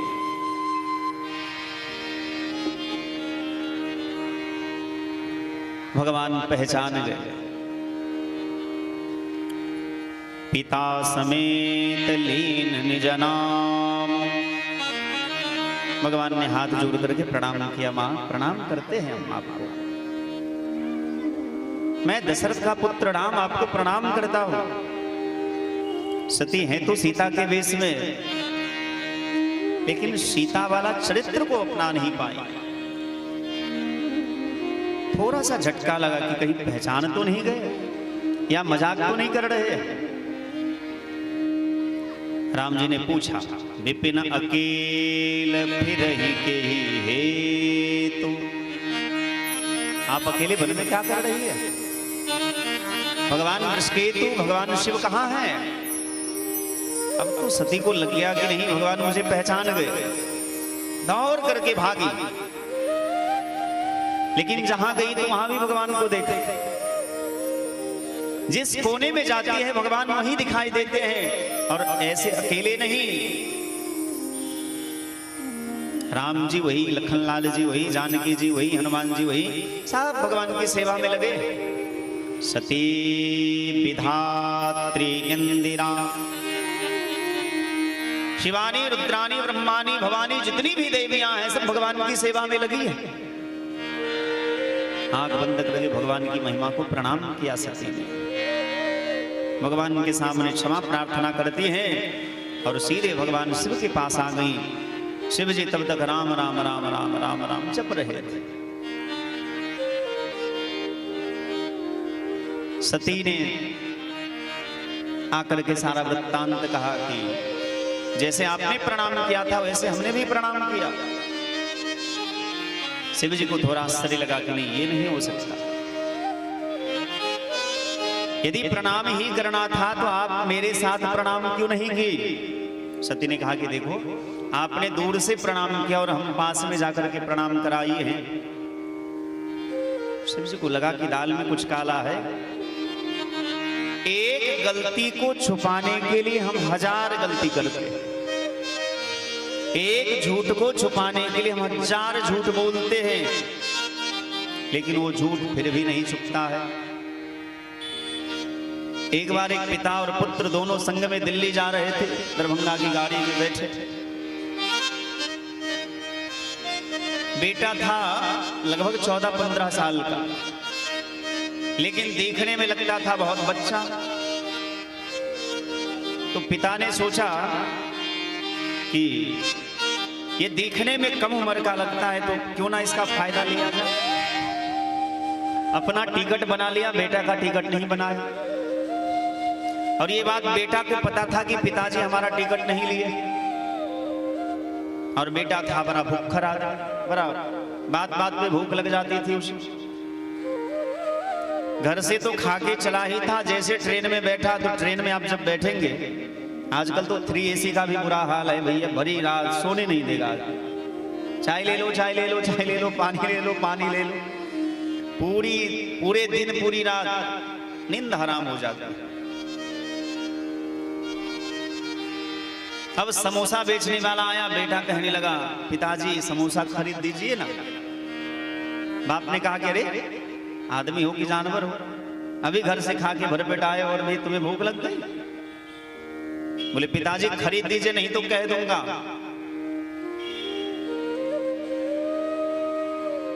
अब बेचारा खरीद दिया। बगल में 2-4 लोग बैठा था, उसको बड़ा हंसी आया कि भाई ये बच्चा जैसे कहा कि पहले तो बाप तैयार नहीं था खरीदने के लिए, लेकिन जैसे इस बच्चे ने कहा कि कह दूंगा, तो तुरंत झट से खरीद के दे दिया। बेचारा समोसा खाया। कुछ देर के बाद अंगूर सेब लेकर के कोई फल बेचने वाली माताजी आई। बच्चे के आंख में तो भूख रहती ही है। वो कहने लगा, पिताजी मुझे अंगूर खाना। यार इंसान हो कि क्या हो, अभी घर से खा के आया, अभी समोसा खाए और फिर तुम्हें भूख लग गया। नहीं खरीद देता, जाओ। बेटा ने कहा कि यदि नहीं खरीद दीजिएगा तो कह दूंगा। अब बाप ने झट से पैसा निकाला जेब से और तुरंत खरीद के दे दिया। अब वहां के अगल बगल में जितने लोग बैठे थे उनको लग रहा था कि भैया ऐसा कौन सा जादू है कि बेटा कहता है कह दूंगा तो खरीद देता, उससे पहले तो बड़ा नाटक करता। फिर कुछ देर के बाद कोई कुल्फी बेचने वाला आया। बेटा ने कहा कि बाबूजी कुल्फी। सच में यार तुम इंसान नहीं हो, परेशान करके छोड़ दिया। बेटा ने कहा कि खरीद दीजिए, नहीं तो कह दूंगा। बाप ने तुरंत खरीद दी। अब वहां अगल बगल में जो 2-4-5 लोग बैठे थे उनको रहा नहीं गया। उसने कहा कि भाई साहब क्षमा करना, ये आपके परिवार का मामला है, लेकिन हम जब से बैठे तब से देख रहे हैं कि आपका बच्चा कुछ सामान लेने का जब जिद करता है तो पहले तो आप कहते हो कि नहीं खरीद दूंगा, लेकिन जैसे कहता है कि कह दूंगा सो आप खरीद देते हो। ऐसा क्या है? उस लड़का का पिता ने कहा कि एक बात बताओ, ये लड़का देखने में कितने साल का लगता है? बोले 8-9 साल का लगता है। बोले महाराज यही तो दुविधा है, ये देखने में 8-9 साल का लगता है लेकिन है 15 साल का। और हमने सोचा कि ये देखने में 8-9 साल का लगता है तो क्यों ना इसके मासूमियत का फायदा उठाया जाए, सो हमने इसका टिकट नहीं लिया। अब ये बात इस ससुरा को पता है कि हमने इसका टिकट नहीं लिया है। जैसे हम कोई सामान खरीदने के लिए कहते हैं कि नहीं खरीदेंगे तो ये कहता है कि कह दूंगा, मतलब टीटी आएगा तो हम बता देंगे कि हम 15 साल के और हमारे पिताजी ने टिकट नहीं लिया। बेचारा डर के मारे खरीद देता। तो एक गलती को छुपाने के लिए हम 1000 गलती करते हैं, बाद में भी छुपता नहीं है। इसीलिए सबसे बढ़िया है कि यदि गलती हो जाए, इंसान ही गलती करता है, भगवान गलती थोड़े नहीं करते। यदि कोई अपराध हो जाए, कोई गलती हो जाए तो उसे कह दीजिए, स्वीकार कर लीजिए। स्वीकार कर लेने के बाद धीरे धीरे आपकी आदत हो जाएगी स्वीकार करने की, और आपसे अपराध कम होंगे। कई लोगों का स्वभाव होता है, आपकी आंखों के सामने ये गलती हुआ है, लेकिन वो कहेंगे नहीं हमने नहीं किया, चाहे जो हो जाए हमने नहीं किया है, स्वीकार ही नहीं करते। नहीं, स्वीकार कर लेनी चाहिए। सती ने भगवान शिव से झूठ बोला। गई समीप महेश तब हंसी पूछी कुशलात, लीन परीक्षा कवन विधि कहूं सत्य सब बात। सती से भगवान शिव ने पूछा कि आपने किस प्रकार से परीक्षा ली? बोले कछु न परीक्षा लीन न गोसाई, कीन प्रणाम तुम्हारी ही नाई। जैसे आपने प्रणाम किया वैसे हमने भी प्रणाम किया, हमने कोई परीक्षा नहीं ली। शिव जी ने ध्यान लगाया।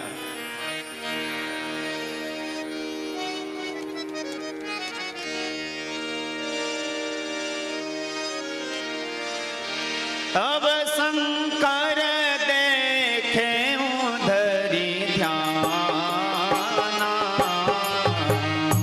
तब शंकर देखे उधरी ध्याना, तब शंकर देखे उधरी ध्याना, तब शंकर देखे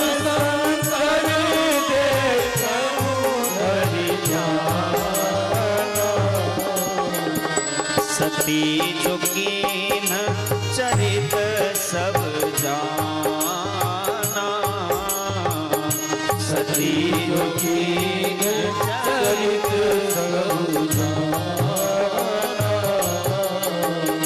सती की न सीता परवेशा, सती की न सीता परवेशा, शिव और भया विषाद विशेषा, शिव और भया विषाद विशेषा, शिव और भया विषाद विशेषा, शिव और भया विषाद विशेषा।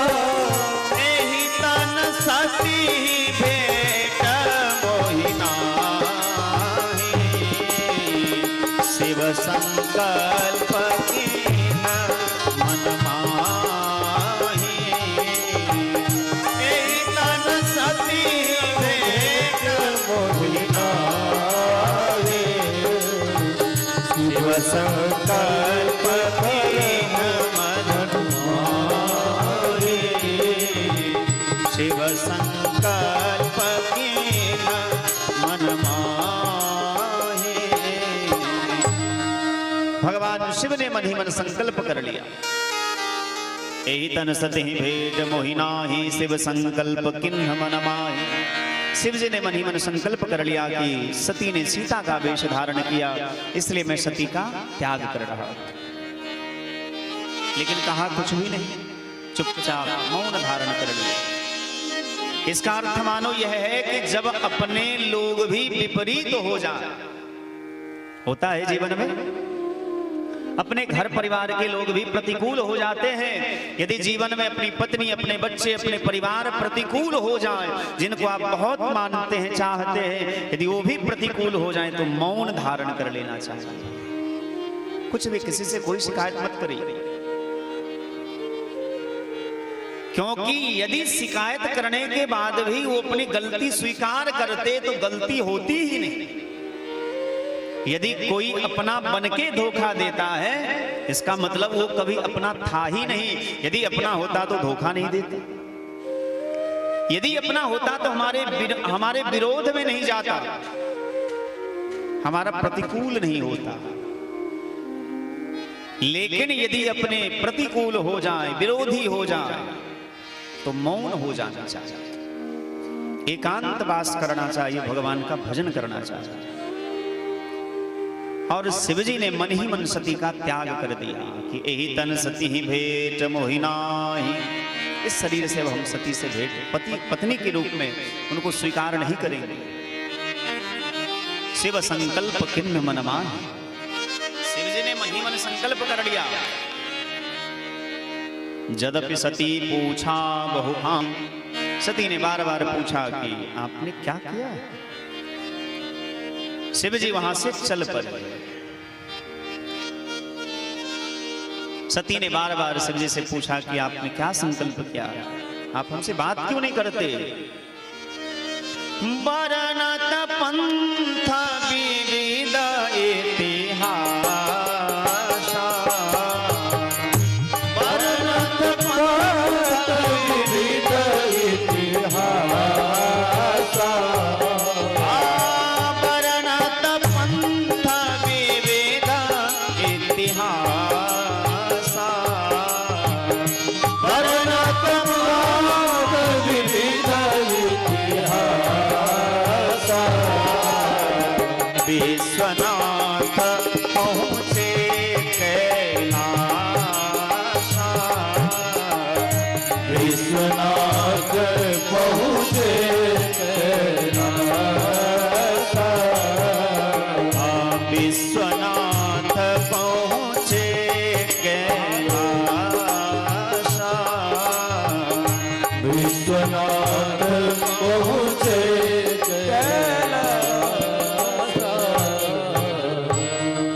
रास्ते में भगवान शिव अनेक प्रकार के इतिहास की कथा कहते हुए बढ़े कैलाश पर्वत पर आए और कमलासन लगा करके बैठे। कहाँ पुनि शंभु समुझिपन आसन बैठे बट तरी करी कमलासन। बट वृक्ष के नीचे भगवान शिव बैठ गए, कमलासन में समाधि लग गई। सती हृदय अनुमान किए, सब जाने सर्वज्ञ। मैंने भगवान शिव का अपराध किया है, वो सर्वज्ञ हैं, वो सब कुछ जानते हैं। मैंने भगवान शिव के साथ छल किया है और पश्चाताप की अग्नि में जलने लगे। भगवान शिव समाधि में बैठे हैं। सती भगवान से प्रार्थना करती है,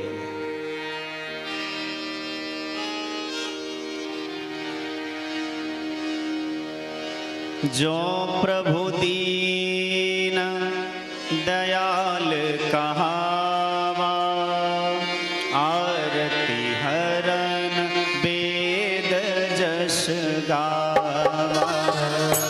जो प्रभु दीन दयाल कहावा, आरती जस गावा।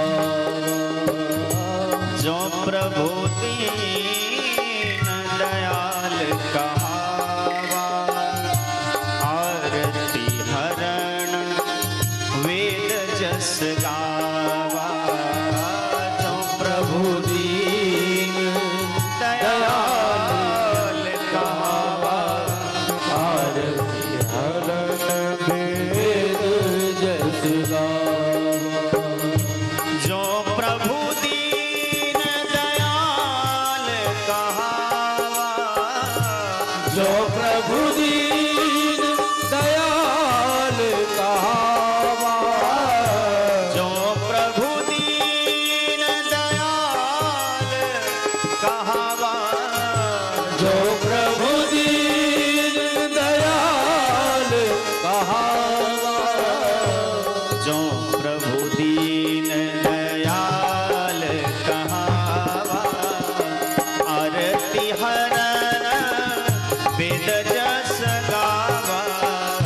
जो प्रभु दीन दयाल कहावा, आरती हरण वेद जस गावा।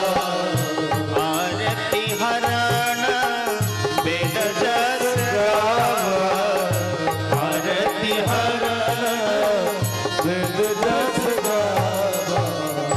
सती भगवान से प्रार्थना करती है कि हे प्रभु, सचमुच आप यदि दीन दयालु कहलाते हैं और वेद कहता है कि आप सबके दुख दूर करने वाले हैं, तो हमारा भी दुख दूर कर दीजिए, क्योंकि अब शिव के बिना जीवन शून्य जैसा लगता है। मैं ये देह त्याग करना चाहती हूं। छोटों बेग देह यह मोरी, कि मेरा शरीर नष्ट हो जाए, क्योंकि इस शरीर के द्वारा हमने भगवान शिव का अपराध किया। 87,000 वर्ष के बाद भगवान शिव की समाधि टूटी। तजी समाधि संभो अविनाशी, बीते संवत सहज शतासी। 87,000 वर्ष के बाद भगवान शिव की समाधि टूटी, और जैसे नेत्र खोला भगवान शिव ने, सती ने देखा कि भगवान उठ गए। सती ने जाकर के चरणों में प्रणाम किया। वाम भाग आसन हर, सन्मुख शंकर आसन दिन। पत्नी का स्थान पति के बाएं भाग में होता है, लेकिन शिवजी ने स्थान कहां दिया? सन्मुख शंकर आसन दिन, सन्मुख आसन।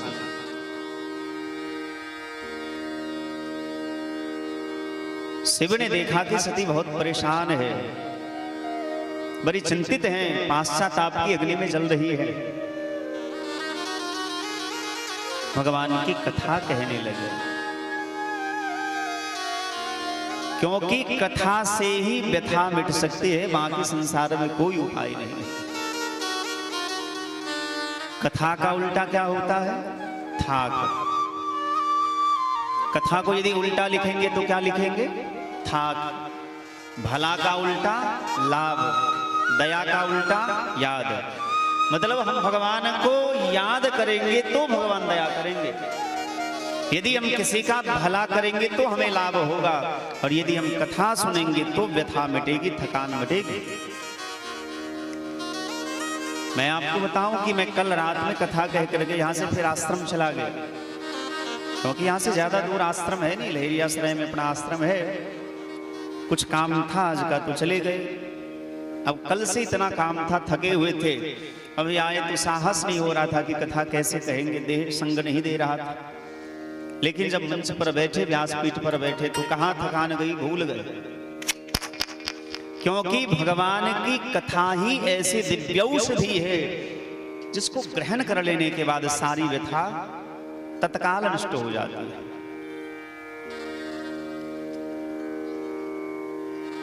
शिव जी ने भगवान की कथा सुनाई सती को। तुलसी बाबा लिखते हैं, दक्ष प्रजेश भये तेहि काला। उसी समय सती के पिता दक्ष जो हैं प्रजापति के नायक बनाए गए, जिसको HOD कहते हैं, हेड ऑफ डिपार्टमेंट। सभी प्रजापति के नायक बनाए गए दक्ष को। दक्ष प्रजेश भये तेहि काला। एक बार दक्ष के यज्ञ में भगवान, दक्ष की सभा में भगवान शिव को अपमानित किया गया। जब दक्ष प्रजापतियों के नायक बने तो सब देवी देवता आए, सम्मान समारोह का आयोजन चल रहा था। जो अभिमानी व्यक्ति होते हैं, वो जब किसी सभा में जाते हैं तो देखते हैं कि हमको देख करके कौन कौन खड़ा हुआ, ये बाद में देखते हैं। पहले ये देखते हैं कि हमको आने के बाद भी कौन कौन बैठा रहा। तो जब दक्ष आए सभा में तो सब तो उठ करके खड़े हो गए, लेकिन भगवान शिव नाम जप रहे थे, उनको पता ही नहीं चला।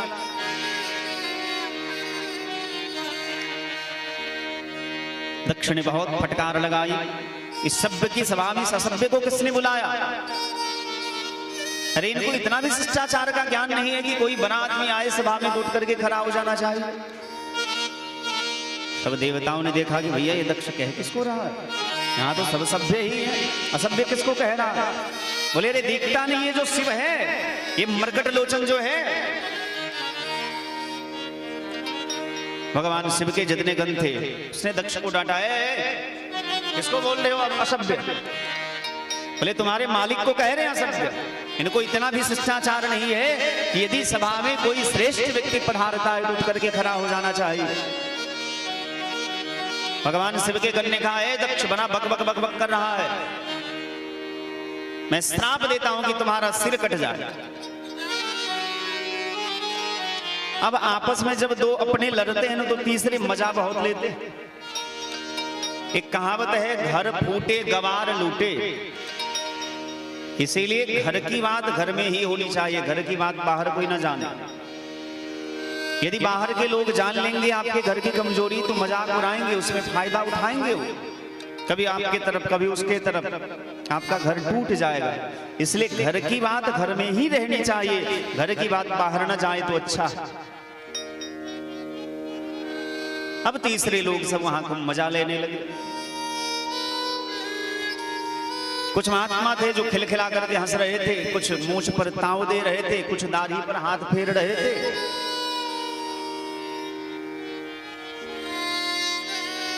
उसने दखलंदाजी करी तो रुद्रगण ने कहा कि यहां ससुर दामाद का लड़ाई चल रहा है, इसमें आप क्या कर रहे हो? रुद्रगण ने श्राप दे दिया कि जाओ तुम सभी दरिद्र हो जाओ। ब्राह्मणों ने श्राप दे दिया कि जो शिव को मानने वाला होगा वो पाखंडी होगा।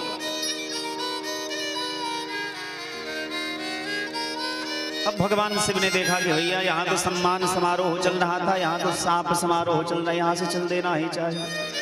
भगवान शिव ने अपने गणों को कहा कि चलो चलो चलो चलते हैं, यहाँ अब रहना उचित नहीं है, क्योंकि भैया माहौल गर्म होने लगा था, पता नहीं कौन सी लड़ाई हो जाती। भगवान शिव ने देखा कि अब यहां से चल देना ही सही रहेगा। दक्ष के सभा से भगवान शिव निकल तो गए, लेकिन दक्ष ने सोचा कि हम बदला लेकर के छोड़ेंगे, ऐसे कैसे छोड़ देंगे। जब प्रजापतियों के नायक बने तो यज्ञ किया कनखल हरिद्वार में। उस यज्ञ में सभी देवी देवताओं को निमंत्रण दिया, लेकिन भगवान शिव को निमंत्रण नहीं दिया। अब देवता लोग विमान में सज सज के कैलाश पर्वत के ऊपर से ही रोके जाते हैं। इन देवताओं को पता है कि भगवान शिव को निमंत्रण नहीं मिला है, तो चिढ़ाने के लिए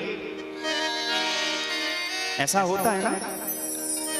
यदि घर में किसी को पता चल जाए, बाहर के लोगों को पता चल जाए कि आपके घर में मतांतर चल रहा है आपसे किसी का, तो लोग कहेंगे अरे वहां इतना बड़ा आयोजन हो रहा है, आपको नहीं बुलाया, जबकि पता है उसको कि यहाँ निमंत्रण नहीं मिला। तो देवता लोग विमान में सज धज के ऊपर से होके जा रहे हैं। अब सती बैठी तो हैं कथा में, लेकिन ध्यान उनका चला गया ऊपर। सती ने पूछा कि ये देवता लोग कहाँ जा रहे हैं? बोले आपके पिता के घर में यज्ञ है, उस यज्ञ में ही सब जा रहे हैं। सती ने कहा कि हमें भी चलना चाहिए। बोले नहीं, इसलिए नहीं जाना चाहिए क्योंकि वहां से निमंत्रण नहीं आया है। सती ने कहा कि छोड़िए ना, पिताजी हैं, इतने व्यस्त रहे होंगे, भूल गए होंगे। हमारा कर्तव्य क्या बनता है, हम उनकी बेटी हैं, हमें चलना चाहिए। भगवान शिव ने कहा कि देखो शास्त्र कहता है कि कुछ जगह ऐसे हैं जहां बिना बुलाए भी जा सकते हैं। माता पिता के घर, गुरु के आश्रम में, बेटी के यहां बिना बुलाए हुए जाना चाहिए। लेकिन तदपि विरोध मान जहां कोई, तहां गए कल्याण न होई। लेकिन माता पिता के घर में भी यदि आपके जाने से विरोध होता है तो नहीं जाना चाहिए। मित्र के घर में जाने से आपका विरोध होता है तो नहीं जाना चाहिए। तदपि विरोध मान जहां कोई, तहां गए कल्याण न होई। वहां जाने से कल्याण नहीं होगा। लेकिन सती ने माना ही नहीं। सती ने बार बार कहा कि नहीं, हमें जाने की इच्छा है, जाने की इच्छा है। शिव जी ने विचार किया कि लगता है भगवान की कुछ विशेष लीला है इसमें भी। दिए मुख्य गण संग तब विदा कीन त्रिपुरारी। सती के संग दो चार गण को कर दिए और बोले कि जाइए, आप जाइए। सती गई, लेकिन किसी ने उनका सम्मान नहीं किया। दक्ष त्रास का हुन सन्मानी, दक्ष के त्रास से, दक्ष के डर से किसी ने उनका सम्मान तक नहीं किया।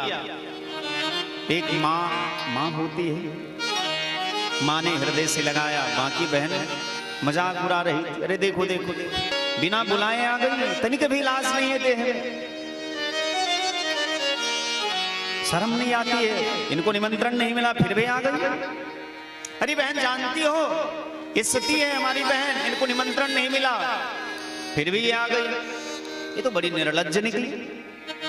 सती को बड़ा बुरा लगा, समझ गई कि शायद भगवान शिव समझ रहे थे कि वहां बुरा होगा इसलिए मना कर रहे थे, लेकिन मैंने शिव जी की बात न मान करके बहुत बड़ी गलती कर दी। सती जाती है यज्ञ मंडप पर, कतहु न दीख शंभु कर भागा, सभी देवताओं के अलग अलग भाग रखे हुए थे, अलग अलग नैवेद्य, अलग अलग प्रसाद, सबका जो भाग होता है, हिस्सा होता है, वो रखा हुआ था, लेकिन शिव जी का भाग नहीं देखा। एक स्त्री जब ससुराल में हो, वो अपने मायके के बारे में कभी बुरा नहीं सुन सकती है, जबकि उस स्त्री के पति ही उसके सर्वस्व होते हैं, लेकिन यदि उसके पति उनके भाई के बारे में, पिता के बारे में, माँ के बारे में बोले तो बाल नोच लेंगी। जब ससुराल में हो तो मायके विपक्ष में नहीं सुन सकती है, और जब मायके में रहती है तो ससुराल वालों के विपक्ष में, खासकर पति के बारे में नहीं सुन सकती। और सच कहूं तो स्त्री का जीवन बड़ा त्यागी होता है। यदि हमसे कोई पूछे कि संसार में सबसे बड़ा त्यागी कौन है, तो मैं कहूंगा कि स्त्री से बड़ा त्यागी दुनिया में कोई नहीं हो सकता, चाहे वो त्यागी बाबा ही क्यों ना हो। इस दुनिया के बड़े से बड़े व्यक्ति जिसको ये अभिमान हो या ये लगता हो कि हम बहुत बड़े त्यागी हैं, हमने घर छोड़ दिया, हमने पैसा छूना छोड़ दिया, हमने ये नहीं किया, हमने वो नहीं किया, हमने सारे संसार को छोड़ दिया, लेकिन उतना त्याग कोई संसार में कर ही नहीं सकता जितना एक स्त्री जीवन में त्याग करती है। एक स्त्री का संपूर्ण जीवन त्याग में ही चला जाता है, और इसीलिए शास्त्र में वर्णन है कि यत्र नार्यस्तु पूज्यन्ते रमन्ते तत्र देवता। जहां स्त्री की पूजा होती है, जहां स्त्री का सम्मान होता है, वही देवता लोग रहते हैं। जिस घर में, जिस समाज में, जिस परिवार में, जिस राज्य में, जिस राष्ट्र में स्त्री का अपमान होता है, नारी शक्ति का अपमान होता है, वहां से देवता लोग, लक्ष्मी चली जाती है, देवता नहीं टिकते। इसलिए घर हो, परिवार हो, कहीं भी स्त्री का सम्मान होना चाहिए। एक बड़ा सुंदर पद है कि हाय रे नारी तेरी यही कहानी, आंचल में दूध और आंखों में पानी। स्त्री का जीवन त्याग में ही बीत जाता है।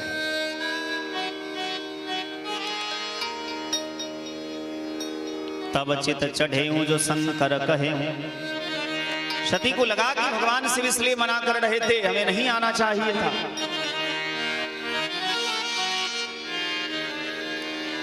सबको डांट करके सती ने कहा,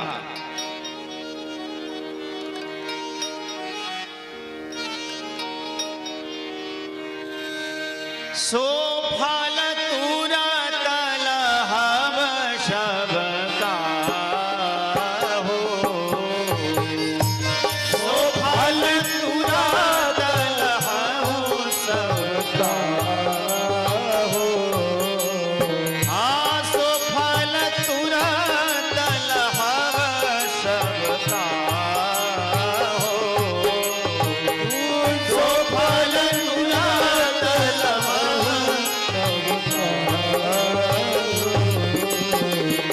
भली भांति पछिताव पिता हो, भली भांति पछिताव हरिहर नीता सुनई जो काना, हरिहर नीता सुनई जो काना। मेरे पीछे पीछे आप लोग भी गाइए। हरिहर नीता सुनहि जो काना, हरिहर नीता सुनहि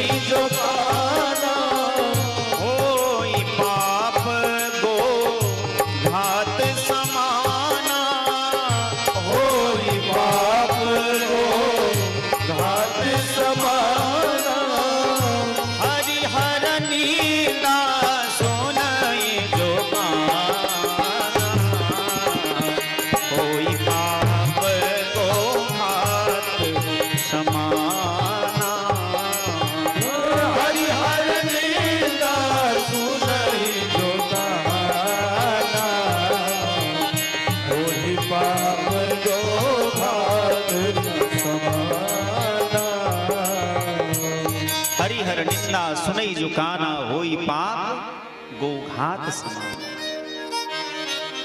ये चौपाई बड़ा मार्मिक है, महत्वपूर्ण है। आजकल समाज में एक विडंबना है, बड़ी सावधानी से सुनिए। यदि भगवान के मंदिर में जाकर के भगवान को गरिया दोगे तो शायद भगवान माफ कर दे, क्योंकि उनका नाम करुणानिधान है। लेकिन यदि किसी की वजह से भगवान के भक्त के आंख में आंसू आ गया तो आप लिख करके रख लीजिए, भगवान को भी ये सामर्थ्य नहीं है कि आपकी वो रक्षा कर सके। इसलिए गलती से भी भगवान के भक्त का कभी अपराध न करिएगा। रावण ने गलती करी, हनुमान जी के पूंछ में आग लगाने की गलती करी, तो इतिहास गवाह है कि सोने की लंका जल करके राख हो गई। भगवान शिव के बहुत बड़े भक्त थे रावण, बहुत बड़े विद्वान थे, ब्राह्मण थे, कोई सामान्य व्यक्ति नहीं थे। लेकिन उसने एक संत का अपमान किया, संत को बंदी बनाया। तो संत तो कुछ नहीं बिगाड़ते हैं, हनुमान जी ने कुछ नहीं किया, लेकिन भगवान उसकी बुद्धि ऐसी कर देते हैं। दैव, हमारी मां कहती थी कि दैव न मारे डांग से दिए कुपंथ चढ़ा। यदि किसी का बुरा समय आ जाए तो समझिए उसका भाषा, सबसे पहले उसकी भाषा खराब हो जाएगी, वो बुरा बोलने लगेगा, वो क्रोध ज्यादा करेगा। यदि कोई क्रोध ज्यादा करता है, बहुत ज्यादा बोलता है, इसका मतलब उसका समय बुरा चलता है। हरिहर निंदा सुनई जो काना होई पाप गोघात समान। भगवान की लोग निंदा करते हैं, अरे भगवान संसार में नहीं होते। यदि भगवान संसार में नहीं है तो आप बताओ, एक ही धरती पर अनेक प्रकार के बीज रोपते हैं, बीज लगाते हैं, उसका पौधा उगता है, उसमें अनेक प्रकार के फल कहां से कौन हम उसमें उगाते हैं? वो भगवान की ही करुणा है। अनेक प्रकार के जीवों की रचना, अनेक प्रकार के मनुष्यों की रचना, ये भगवान की ही कृति है। इसलिए भगवान की सत्ता हमारे न मानने से मिट जाएगी, ऐसा नहीं है। भगवान पूर्व काल में भी थे, आज भी हैं और कल भी रहेंगे, वो त्रिगुणातीत हैं। इसलिए भगवान की निंदा, संत की निंदा और शास्त्र की निंदा कभी नहीं करनी चाहिए। जो भगवान के भक्त की निंदा करता है, विष्णु की निंदा करता है, भगवान शिव की निंदा करता है, शास्त्र कहता है काटिए तासु जीव जो बसाई। यदि आपका बस चले, आप सामर्थ्यवान व्यक्ति हैं तो निंदा करने वाला का जी काट लीजिए। लेकिन यदि सामर्थ्य नहीं है अथवा वो आपके बस में नहीं है तो श्रवण मूदिनत चलिए पराई। आंख बंद करके, कान बंद करके वहां से पलायन कर लीजिए, निकल जाए। क्योंकि संत की निंदा, भगवंत की निंदा वो हत्या के जैसा पाप। और इस बात को जीवन में धारण करिए, जहां संत की निंदा हो रही हो, चाहे कोई स्वभाव के संत हो अथवा स्वरूप के संत हो, यदि स्वरूप से भी कोई संत है तो समझ लीजिए उसका उद्धार जरूर होता है। काल नेमी स्वरूप का ही साधु था, स्वभाव से साधु नहीं था, लेकिन हनुमान जी के द्वारा उसका उद्धार हो गया। यदि कोई झूठा मोटा भी वेश बना लेता है, उसका भी उद्धार भगवान जरूर कर देते हैं। इसलिए चाहे स्वरूप से कोई साधु हो अथवा स्वभाव से साधु हो, साधु का, भगवंत का, संत का, शिव का, हरि का निंदा नहीं करना चाहिए। और निंदा करने वाला का यदि बस चले तो जी काट लीजिए, और यदि बस न चले तो श्रवण मूदिनत चलिए पराई। कान मुंद करके वहां से निकल चलिए, क्योंकि सुनने से भी गोहत्या का पाप लगता है। सती मैया ने कहा कि आप सबने भगवान शिव की निंदा की है, भली भांति पछताव पिता हो, सो फल तुरत लहव सबका हो। कही सुनी जिन शंकर निंदा, जिसने भगवान शिव की निंदा की है, मैं सती ये प्रण करती हूं कि सबको फल मिलेगा और मेरे पिता तो बहुत पछताएंगे। और ऐसा कह करके सती ने सोचा कि दक्ष शुक्र संभव यह देहि, तजियो तुरत देह तेहि हेतु उरधरि चंद्रमौलि वृषकेतु। देखिए भगवान शिव के किस स्वरूप का ध्यान किया सती ने। उरधरि चंद्रमौलि वृषकेतु, दो विशेषण दिया है भगवान शिव का। चंद्रमौलि मतलब जो अपने शीश पर चंद्रमा को धारण करते हैं। सती अंतिम समय में भगवान शिव के स्वरूप का ध्यान करी। वृषकेतु जो धर्म के ध्वजावाहक हैं, मतलब आप धर्मात्मा हैं, आप स्वयं विचार करिए कि मुझे क्या करेंगे, मेरे साथ कैसा न्याय करेंगे आप। और एक भाव यह है, लेकिन पहले कहा चंद्रमौली फिर वृषकेतु। इसका अर्थ मानो यह है कि आपने दोषी चंद्रमा को, अवगुणी चंद्रमा को, जिस चंद्रमा में लाखों अवगुण है, जो कलंकित है, जिसमें दाग लगा हुआ है, ऐसे दागी चंद्रमा को, अवगुणी चंद्रमा को, दोषी चंद्रमा को आपने शीश पर धारण किया है। तो हे भगवान शिव, हम जानते हैं कि आपका स्वभाव है कि जो आपके इष्ट का ध्यान करता है, चंद्रमा दोषी होए फिर भी आप उसे धारण करते हैं। क्यों? क्योंकि चंद्रमा का संबंध आपके इष्ट राम के साथ है। जब भी कोई भगवान राम का नाम लेते हैं तो बोलिए रामचंद्र भगवान की जय, ऐसा कहते हैं। चंद्रमा का संबंध राम जी के साथ है, राम नाम के साथ है। इसलिए आप चंद्रमा के अवगुणों को न देख करके उसके गुण को देखते हैं कि चाहे इसमें लाख अवगुण हो, लेकिन ये है तो भगवान का प्यारा, इसीलिए आप उसे शीश पर धारण करते हैं। मुझसे भी बहुत बड़ा अपराध हो गया और आप तो धर्म के ध्वजावाहक हैं। आप स्वयं विचार करिए कि मेरे साथ आप कैसा न्याय करेंगे। और सती ने भगवान शिव के इस रूप का ध्यान करके योगाग्नि में जल करके भस्म हो गई। हाहाकार हुआ, रुद्रगणों ने यज्ञ मंडप को तोड़ दिया, बांस बलियों को उखाड़ उखाड़ करके फेंक दिया। महात्माओं ने रुद्रगणों को बंदी बना लिया। भगवान शिव को जाकर के नारद जी ने कहा कि बहुत बड़ा अनर्थ हो गया, सती अभी संसार में नहीं रही।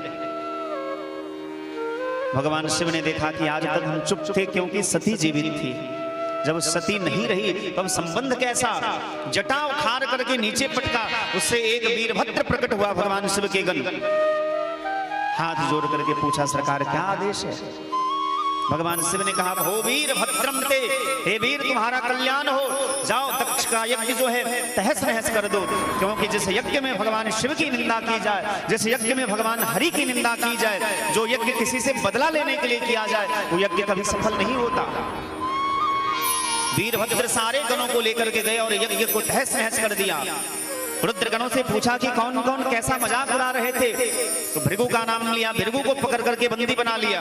जितने भी महात्मा थे, जिसने निंदा की थी, जिसने दक्ष का सहयोग किया था, सभी महात्माओं को बंदी बना लिया। और दक्ष को एक थप्पड़ जोर से वीरभद्र ने मारा, सिर उसका दर्श अलग हो गया। उस सिर को लेकर के यज्ञ कुंड में डाल दिया कि जा, इसी मुंडी से तुमने भगवान शिव की निंदा की थी, जल करके राख हो गया। फिर भी क्रोध शांत नहीं हुआ। तब जाकर के देवताओं ने भगवान शिव की वंदना की। भगवान शिव का एक नाम है आशुतोष। इस दुनिया में जितने भी भगवान हैं, जितने भी भगवान के स्वरूप हैं, उसमें आशुतोष भगवान शिव का ही नाम है। आशुतोष का अर्थ होता है आशु, आशु माने जल्दी, और तोष जो है तुष्यति अर्थ में है, मतलब जो बहुत जल्दी प्रसन्न हो जाए, उसी का नाम आशुतोष है। इस दुनिया में जितने भी देवता हैं सभी महान हैं, राम कृष्ण शिव दुर्गा जितने भी हैं सब महान हैं, लेकिन सत्य कहूं तो शिव से ज्यादा महान कोई नहीं है। बाकी देवी देवताओं की पूजा के लिए आपको बहुत सारी सामग्री जुटानी पड़ेगी, लेकिन शिव जी की पूजा के लिए आपको कुछ नहीं करना है। कहीं से जल उठा लीजिए, भगवान शिव को ओम नमः शिवाय कह करके डाल लीजिए, उतने में प्रसन्न हो जाएगा। बेलपत्र उतार करके दे दीजिए, धतूर भांग कुछ भी चढ़ा दीजिए, भगवान शिव प्रसन्न हो जाएंगे। क्योंकि इनका नाम है देवों के देवी महादेव संत है, संत होती है निर्मल। भगवान शिव प्रसन्न तो हो गए, जाकर के दक्ष का यज्ञ पूरा करवाए हैं। ये प्रसंग भागवत में आता है, लेकिन रामचरितमानस में ऐसा प्रसंग है कि जब दक्ष का यज्ञ तहस नहस कर दिया रुद्रगणों ने, तो शिव जी जाते हैं और सती के मृत शरीर को अपने कंधे पर लेकर के विरही की भांति पूरे संसार में भटकते, और सती के जहां जहां अंग गिरे वो शक्ति पीठ कहलाया। 51 शक्ति पीठ की चर्चा हमारे वैष्णव समाज करते हैं। बोलिए जगत जननी जगदम्बा की जय। तुलसी बाबा कहते हैं सती मरत हरि सन बर मांगा, सती मरत हरि सन बर मांगा, सती मरत हरि सन बर मांगा।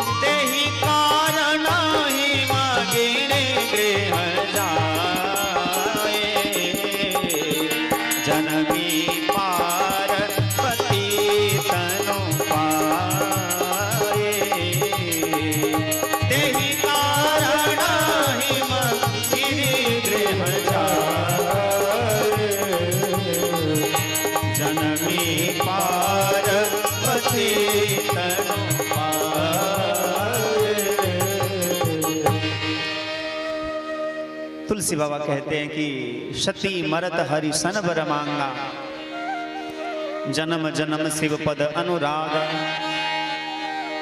सती अपना देह त्याग करते हुए भगवान से प्रार्थना करती है कि जन्म जन्म शिव पद अनुराग। भगवान शिव के चरण में हमारा प्रीति बना रहे। तेहि कारण हिमगिरि गृह जाई, जनमी पार्वती तनु पाई। अब यहां एक विचार करने वाली बात है कि तुलसी बाबा कहते हैं कि तेहि कारण हिमगिरि गृह जाई। ऐसा क्यों कहा? इस शब्द के कुछ विशेष अर्थ हैं। तेहि कारण हिमगिरि गृह जाई, जनमी पार्वती तनु पाई। उससे पहले की पंक्ति क्या है कि सती मरत हरिशन बर मांगा। अब इस पंक्ति को बालकांड के मंगलाचरण से मिलाई। बालकांड में दूसरा श्लोक जो है मंगलाचरण का, वहां क्या लिखा है? भवानी शंकरो वंदे श्रद्धा विश्वास रूपिणो, याभ्याम बिना न पश्यन्ते सिद्धा स्वांतस्थमीश्वरम। भवानी को श्रद्धा की स्वरूपा कहा गया है और भगवान शिव विश्वास के स्वरूप है। बिना श्रद्धा और विश्वास के हृदय में रहने वाले जो भगवान है उनका दर्शन नहीं हो पाता। और यहां सती ने मरते हुए भगवान से क्या मांगा? जन्म जन्म शिव पद अनुरागा। जन्म जन्म में हमारा भगवान शिव के चरण में ही प्रेम हो, क्योंकि बिना विश्वास के भगवान की कथा समझ में नहीं आई। बिनु विश्वास भगत नहीं, तेहि बिनु द्रवहि न नाम। जब तक आपको कथा में विश्वास नहीं होगा, आपकी श्रद्धा नहीं होगी, तब तक कथा से लाभ आपको अधिक नहीं होगा। हाँ, थोड़ा बहुत तो लाभ मिल ही जाएगा, लेकिन जितना लाभ की आशा करते हैं, आकांक्षा रखते हैं, उतना लाभ लेने के लिए आपको आपकी श्रद्धा अडिग होनी चाहिए, आपका विश्वास दृढ़ होना चाहिए। क्योंकि विश्वासो फलदायक, विश्वास ही फलदायक होता है। यदि विश्वास होगा कि भगवान की कथा सुनने से दुख दूर होते हैं, तो लिख करके रख लीजिए, आपका दुख दूर हो जाएगा। और यदि आपका विश्वास नहीं होगा कि कथा सुनने से कुछ नहीं होता है, तो लिख के रख लीजिए, कुछ नहीं होगा।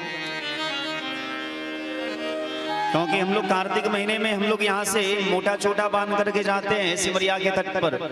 गंगा मैया में चलो स्नान करेंगे, लेकिन गंगा के तट पर रहने वाला कहता है गंगिया है। यदि किसी को बहुत आसानी से कुछ मिल जाए तो लोग उसका महत्व नहीं समझते। कल परसों हम लोग 4-5 पंडित लोग बैठे थे, वहां चर्चा हो रही थी। लोग भगवान को क्यों मांगते हैं? क्योंकि भगवान नहीं मिलते। यदि 9 दिन के अनुष्ठान में, 5 दिन के अनुष्ठान में भगवान मिलने लगे तो भगवान को कोई नहीं मानेगा। तब तो सब 9 दिन 5 दिन का अनुष्ठान करके भगवान से मिल लेगा, भगवान का महत्व भी कम हो जाएगा। जो चीज जितनी मेहनत से मिलता है, लोग उसकी कदर उतना ही ज्यादा करते हैं, और जो चीज जितनी आसानी से मिल जाता है, लोग उसका कदर नहीं समझते।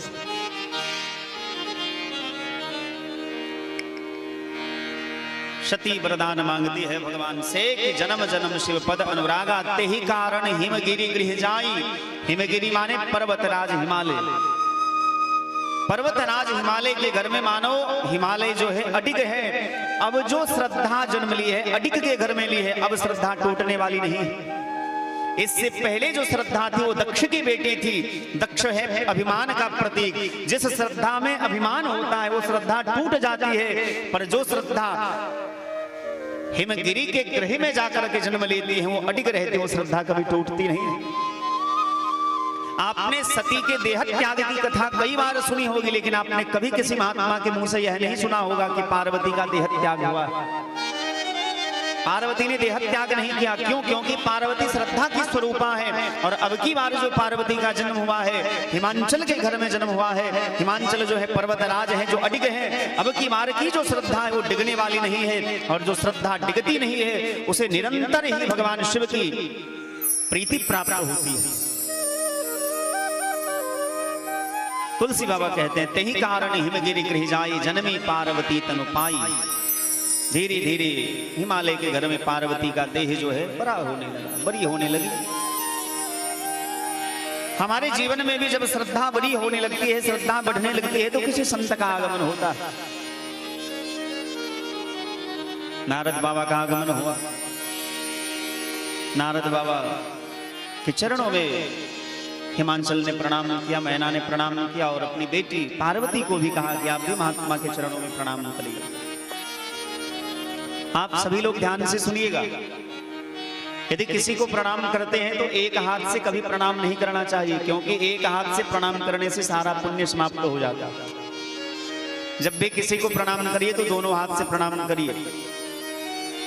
ऐसे तो आजकल की माताएं सिखाती नहीं है बच्चों को कि कैसे प्रणाम करना है। आजकल के बच्चे जब स्कूल जाते हैं पढ़ने के लिए तो माँ क्या कहती है, बताओ? टाटा, ऐसे करती है। बाहरे बुआई तो याद है वो। अंग्रेजी का जमाना आ गया भाई। संस्कृत पढ़ने वाला चाहे जितना भी संस्कृत बढ़िया बोल ले, सुंदर सुंदर श्लोक बोल ले, बड़े बड़े लक्ष्यदार शब्दों का प्रयोग कर ले, लेकिन यदि 2-4 लाइन अंग्रेजी नहीं आती है तो लोग कहेंगे ये विद्वान नहीं है। और यदि किसी को थोड़ा सा भी संस्कृत का ज्ञान ना हो, 2-4 लाइन अंग्रेजी बीच में किसी सभा में बोल दे, अरे बाप रे बाप, क्या खराटेदार अंग्रेजी, ये तो बड़ा विद्वान है।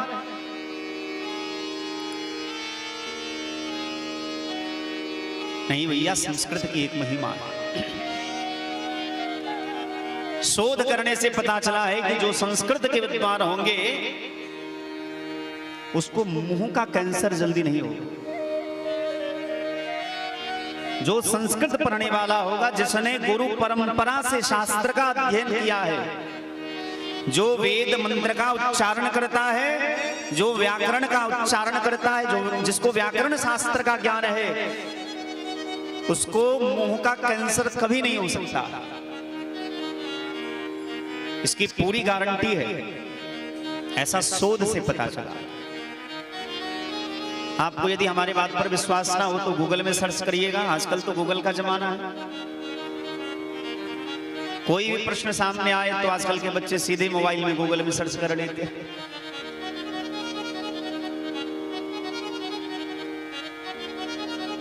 तो जब माँ बच्चे को तैयार करके स्कूल भेजती है तो कहती है टाटा। बेटा गाड़ी में बैठ के कहता है बाय बाय। एक कहावत है, कौवा से तेज कौवा का बच्चा। मतलब माँ इशारे में ऐसे हाथ हिला करके कहती है, बेटा जहां तुम पढ़ने जा रहे हो, हम तुम्हें एक पाठ यहीं पढ़ाई देते हैं कि संसार में कोई किसी का नहीं, हम तुम्हारे नहीं हैं। बेटा कहता है, माँ जो शिक्षा हमें पढ़ाने के लिए तुम भेज रही हो, जिस स्कूल में भेज रही हो, वहां भी यही सिखाया जाता है कि संसार में कोई किसी का नहीं होता, बाप बड़ा न भैया सबसे बड़ा रुपया। तो कौवा से तेज कौवा का बच्चा, माँ एक हाथ हिला करके कहती है टाटा, बेटा कहता है बाय बाय, दोनों हाथ हिला के कहते हैं हमसे कोई उम्मीद मत रखना। क्योंकि कलयुग में तुलसी बाबा लिखते हैं कि माँ तो पिता बालकन बुलावहि, उदर भरे सोई धर्म सिखावे। वेदांत में एक बड़ा सुंदर पद है, सा विद्याया विमुक्तये। विद्या किसको कहा जाए भैया? जिससे मुक्ति मिल जाए। लेकिन गुरुजी आजकल नियम बदल गया, सा विद्याया नियुक्तये। जो नौकरी दिला दे वो विद्या है। अब किसी का बेटा पटना में पढ़ता है, मान लो बहुत मेहनत करता है और उसको नौकरी नहीं मिली, तो लोग कहेंगे अरे हम तो पहले से ही जानते थे, नाटक करता है, माँ बाप का पैसा ऐसे ही खर्च कर रहा है, ये पढ़ता वढ़ता नहीं था, लफुआबाजी करता होगा वह। और यदि कोई मेहनत नहीं भी करता है तो भाग्य से उसको नौकरी मिल जाए, अरे हम तो पहले ही कह रहे थे बड़ा होनहार बच्चा है ये, बच्चा से ही बचपन से ही देखते थे, बड़ा पढ़ने में तेज था ये। लेकिन सत्य यह नहीं, तो भैया सा विद्याया नियुक्ते, आजकल विद्या की परिभाषा भी बदल गई। जो नियुक्ति करा दे, मतलब नौकरी दिला दे, वो विद्या है। लेकिन वेदांत कहता है कि नहीं नहीं, सा विद्याया विमुक्ते, जो मुक्ति दिला दे, संसार सागर से पार कर दे, वह विद्या। लेकिन भैया ये माया है, भगवान की माया बड़ी विचित्र है। पूज्य संत श्री राजेश्वरानंद जी महाराज ने एक बड़ा सुंदर पद गाया है, भगवान की माया बड़ी विचित्र है। ये माया तेरी बहुत कठिन है, ये माया तेरी बहुत कठिन, ये माया तेरी बहुत कठिन है राम, ये माया तेरी बहुत कठिन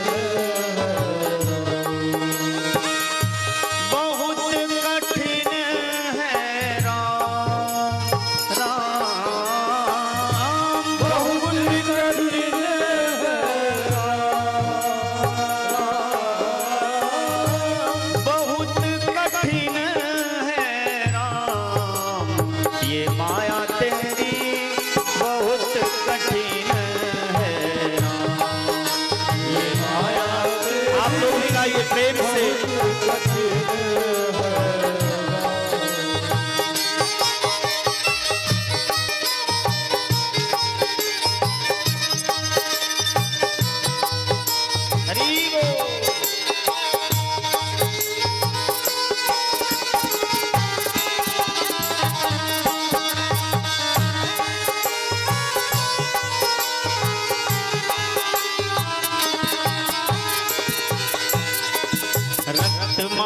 हड्डी के ढेर पर मढ़ा हुआ है चांद, रक्त मांस हड्डी के ढेर पर मढ़ा हुआ है चांद, रक्त मांस हड्डी के ढेर पर मढ़ा हुआ है चांद, रक्त मांस हड्डी के ढेर पर मढ़ा हुआ है चांद।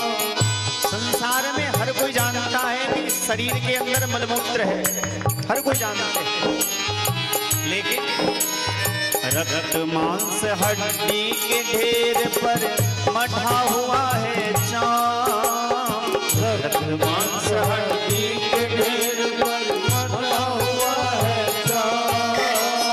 देख उसी की सुंदर काया, देख उसी की सुंदर काया, देख उसी की सुंदर काया, देख उसी की सुंदर काया, होती है नींद हराम, ये माया तेरी बहुत कठिन है राम, ये माया तेरी बहुत कठिन है राम, ये माया तेरी बहुत कठिन है राम, ये माया तेरी बहुत कठिन है।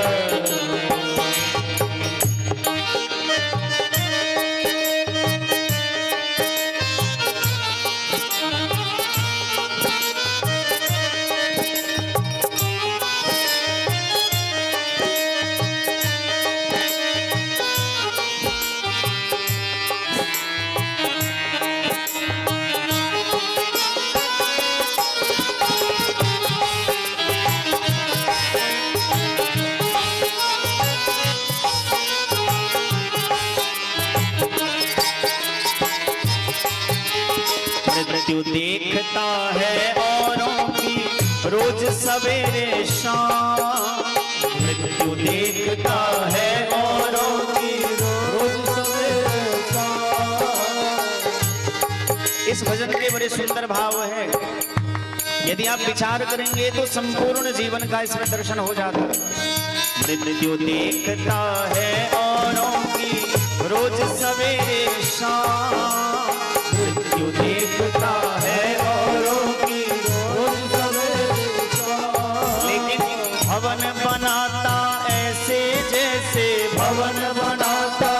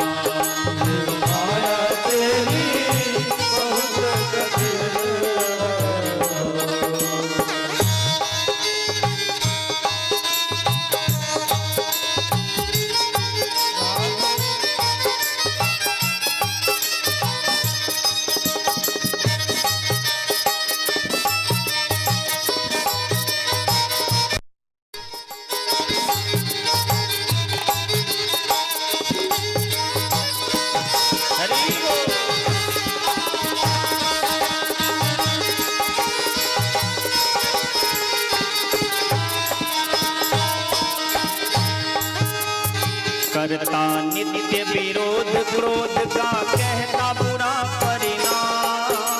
करता नित्य विरोध क्रोध का कहता बुरा परिणाम। करता नित्य विरोध क्रोध का कहता बुरा परिणाम। करता नित्य विरोध क्रोध का कहता बुरा परिणाम। यहाँ जितने भी लोग बैठे सभी जानते हैं कि क्रोध करना बुरी बात है। हम भी जानते हैं कि क्रोध करना बुरी बात है। हम लोगों को मना भी करते हैं कि क्रोध नहीं करना चाहिए, लेकिन करता नित्य विरोध क्रोध का कहता बुरा परिणाम। करता नित्य विरोध क्रोध का कहता बुरा परिणाम। होता क्रोधित स्वयं तो होती होता क्रोधित स्वयं को होती।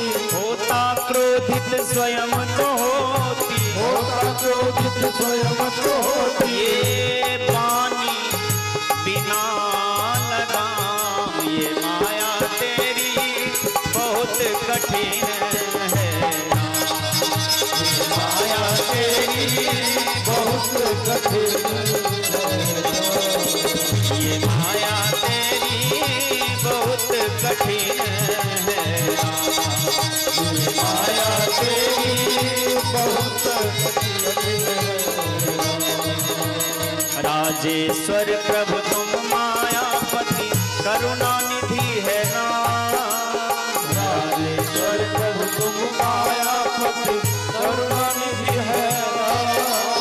राजेश्वर प्रभु तुम मायापति करुणा निधि है ना। राजेश्वर प्रभु तुम मायापति करुणा निधि है।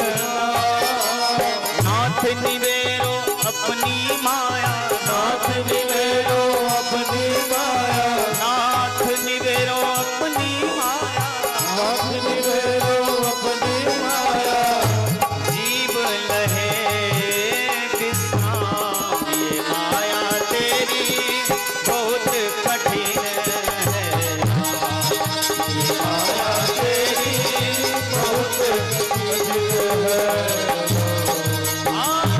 बहुत कठिन है। बहुत कठिन है। बहुत कठिन है ये माया तेरी बहुत कठिन है। माया तेरी बहुत कठिन है।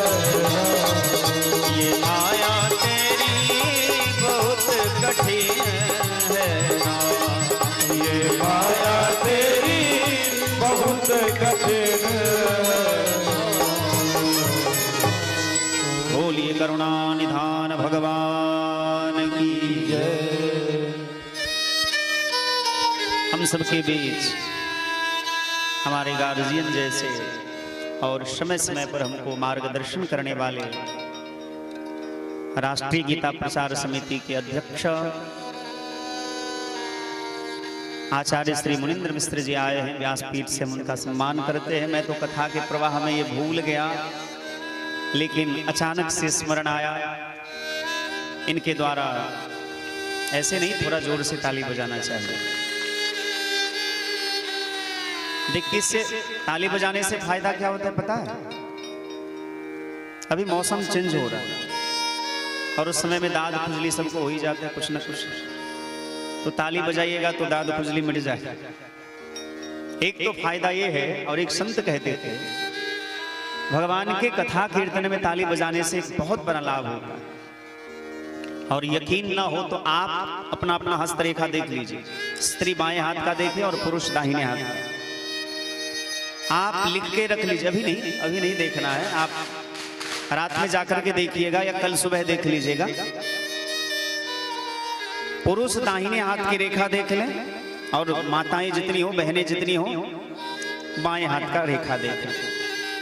9वें दिन यदि आप श्रद्धा पूर्वक कथा श्रवण करेंगे और कीर्तन में खूब ताली बजाएंगे, यदि रेखा न बदल जाए तो इस व्यासपीठ से हम इस बात की घोषणा करते 1 भी रुपया हमको दक्षिणा न दीजिएगा। मैंने जीवन में अनुभव किया है, यदि हमारी बुरी रेखा होती है और भगवान के कथा कीर्तन में हम ताली बजाते हैं प्रेम से, अब ये नहीं कि वाहवाही लूटने के लिए हम खूब जोर से बजावे कि भैया लोग हमारा भी चेहरा देख, हम लोगों को दिखाने के लिए नहीं, अपितु हमारे जो बुरे दिन है, हमारा जो बुरा भाग्य है, उसको स्मरण करके भगवान से अनुनय विनय करेंगे तो भगवान का नाम करुणा निधान है। आप लिख करके रखिए, हमें तो हमारे नाम पर भरोसा है। यदि आपके जीवन में कुछ बुरा क्षण होगा और आप प्रेम से ताली बजाओगे, नाचोगे, गाओगे, कीर्तन करोगे, तो आपके जो बुरे दिन है वो निश्चित रूप से मिट जाएंगे। एक बहुत बड़े राजा थे किसी नगर के, वो रोज कथा सुनने जाते थे और राजा का नियम था कि वो पैदल ही जाता था। अरे भैया चिंता क्यों करते हो, ये कलयुग है।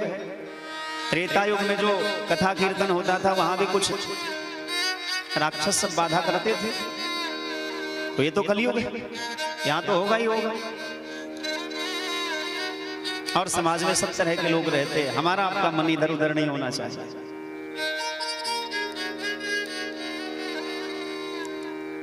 वो राजा प्रतिदिन पैदल ही कथा सुनने के लिए जाते थे। कथा का अंतिम दिन था, रास्ते में एक पत्थर था, राजा को ठेस लगी, गिर गए, बीमार पड़ गए, हाथ पैर छिल गया, खून बहने लगा। फिर भी राजा कथा में जरूर जाते हैं, और जैसे सामान्य जन कहीं भी बैठ के कथा सुनते हैं, ऐसे राजा एकांत कोने में जाके बैठ के कथा सुना। कथा पूरी होने के बाद सबने जाकर के महात्मा जी को प्रणाम किया, तो राजा ने भी प्रणाम किया और हाथ जोड़ करके पूछा कि बाबा एक बात बताओ, लोग तो कहते हैं, आप तो कहते हो कि भगवान की शरण में आने से सारे दुख दूर हो जाते हैं। मैं तो 9 दिन से बड़े नियम से, श्रद्धा से कथा सुनने के लिए आता था, लेकिन आज मैं गिर क्यों गया, मुझे चोट क्यों आई, मेरे देह से खून क्यों निकलने लगा। महात्मा मुस्कुराते हुए राजा के ललाट की तरफ देखा और कहा, राजा ये कथा का ही प्रभाव है कि अभी तुम हमसे बात कर पा रहे हो। यदि तुम कथा का संकल्प नहीं ले रहे थे तो आज तुम्हारी मौत आने वाली थी, तुम्हारी मृत्यु होने वाली थी। लेकिन तुमने चूंकि संकल्प कर लिया था कि मुझे 9 दिन की कथा निष्ठा से, श्रद्धा से प्रतिदिन सुनना है, उस कथा की महिमा ही समझो। कथा के प्रभाव से ही तुम बच गए थोड़ा सा। अब भाग्य की रेखा को भी भला कैसे पलटा जा सकता है, तो थोड़ा सा लगा, चोट लगा, लेकिन तुम्हारी मृत्यु टल गई। और ये बात कहीं सुनी वाली बात नहीं है, आप भागवत जी को उल्टा करके देख लीजिए। भागवत का जो 4था स्कंद है, जहां ध्रुव जी की कथा आई है, ध्रुव जी 36,000 वर्ष तक संसार में रहे, राज्य किया, और जब से जाने लगे भगवान के धाम को, भगवान के पार्षदों के साथ विमान में बैठने लगे, तो मृत्यु सामने आया कि सरकार ये मृत्यु लोक है, हमसे गला मिलके तो जाइए। ध्रुव जी ने कहा कि मृत्यु को कि थोड़ा सिर झुकाओ। मृत्यु मूर्धनि पदम दत्त्वा, मृत्यु के सिर पर पैर रख करके विमान में बैठ गए। इसका अर्थ मानो यह है कि जो भगवान का हो जाता है वो मृत्यु को भी जीत लेता है, जो भगवान में लग जाता है वो मृत्यु पर विजय प्राप्त कर लेता है। इसका अर्थ मानो यह भी है, यदि हम भगवान में लगे रहेंगे, इसलिए हमारे पूर्वजों ने, वृद्ध लोगों ने, बुजुर्गों ने कहा है कि धर्म करे तो जो हुआ हानि तयो ने छोड़ी धर्म कमाए। यदि धर्म करने से हानि भी होती है, लोगों के दुत्कार भी सहने पड़ते हैं, लोग यदि भला बुरा भी कहते तो भी धर्म नहीं छोड़ना चाहिए, क्योंकि धर्म का विजय निश्चित होता है। आप देखेंगे कोर्ट में, फिल्मों में दिखाया जाता है कि सत्यमेव जयते। आपने आज तक कहीं यह नहीं देखा होगा, कहीं यह नहीं सुना होगा कि असत्यमेव जयते। हर जगह यही लिखा रहता है कि सत्यमेव जयते। इसका अर्थ है सत्य की ही विजय होती है, धर्म का ही जय होता है। हाँ, ये अलग बात है कि सत्य के राह पर चलने वाले के जीवन में परेशानियां बहुत आती है। तो भैया जिसको भगवान अपनाना चाहते हैं उसे बहुत तपाते हैं। जो सुनार सोना का जो टुकड़ा होता है उसको गहना बनाना चाहता है, किसी के कर्ण का आभूषण बनाना चाहता है, किसी के हाथ की अंगूठी बनाना चाहता है, किसी के गले का हार बनाना चाहता है, उस सोना के टुकड़ा को पहले आग में जलाता है, काटता है, छेदता है, पीटता है, अनेक प्रकार की यातना सहने के बाद ही सोना जो है किसी का आभूषण बन पाता है और संसार में यश प्रतिष्ठा पाता है। उसी प्रकार भगवान जिसको अपनाना चाहते हैं पहले से खूब तपाते हैं, खूब दुख देते हैं। और इसलिए आपने देखा सुना होगा कि भगवान को मानने वाला अक्सर रोता बहुत है। किसी ने पूछा कि भगवान के भक्त का लक्षण क्या है, कैसे समझेंगे कि ये धर्मात्मा है, कैसे समझेंगे कि ये भगवान का भक्त है? बोले यदि कथा सुन करके, कीर्तन गाते गाते किसी की आंख से अचानक ही आंसू बहने लगे तो समझना कि भगवान का भक्त है। कथा में बैठा है और अचानक से किसी को यदि नाचने का मन करे, नृत्य करने का मन करे तो समझना कि ये भगवान का भक्त है। यदि कथा कीर्तन में न चाहने के बाद भी अचानक से ताली बजने लगे, देह रोमांचित हो जाए, मुख पर प्रसन्नता आ जाए, कभी जोर जोर से हंसने का मन करे, कभी जोर जोर से गाने का मन करे, नृत्य करने का मन करे, तो समझना कि भगवान का भक्त है। और इसे बात हम अपने मन से बना के नहीं कह रहे। भागवत के एकादश स्कंद में लिखा है, बाग गदगदया द्रवते यस्य चित्तम रुदत भीक्षणम हसति क्वचित्। भगवान की कथा कहते कहते यदि वाणी अवरुद्ध हो जाए, कंठ गदगद हो जाए, शरीर रोमांचित हो जाए, तो समझना कि भगवान की भक्ति इसके हृदय में आ रही है। और जब भगवान की भक्ति आ जाती है तो जीव मौन हो जाता है। जैसे जब कोई पानी में डूबता रहता है, नदी में डूबता रहता है, तो हाथ देखेंगे ऊपर है, उसका मुंह ऊपर है, वो कभी नीचे जाता है, ऊपर आता है, नीचे जाता है, ऊपर आता है और कहता है कि मुझे बचाओ बचाओ बचाओ। लेकिन जैसे सचमुच वो डूब जाता है, वो शांत हो जाता है, उसकी सारी क्रियाएं शांत हो जाती है, उसका बोलना बंद हो जाता है। इसका अर्थ मानो यह है कि भक्ति रूपी सागर में जो सचमुच में डूब जाता है, वो किसी से कोई शिकायत नहीं करता, वो किसी से कोई आशा नहीं रखता, उसका बोलना मौन हो जाता, वो मौन हो जाता है, वो एकदम शांत हो जाता है, उसके जीवन में कोई विषमता नहीं रहती है। जब तक डूबा नहीं रहता है, मतलब भक्ति की सागर में जब तक सचमुच कोई डूबा नहीं रहता है, तब तक उसे सुख और दुख का लेश रहता है। जैसे कोई सचमुच में डूब जाता है, उसके सारे द्वंद्व जो है समाप्त हो जाते हैं। महात्मा नारद के चरणों में पार्वती मैया ने प्रणाम किया।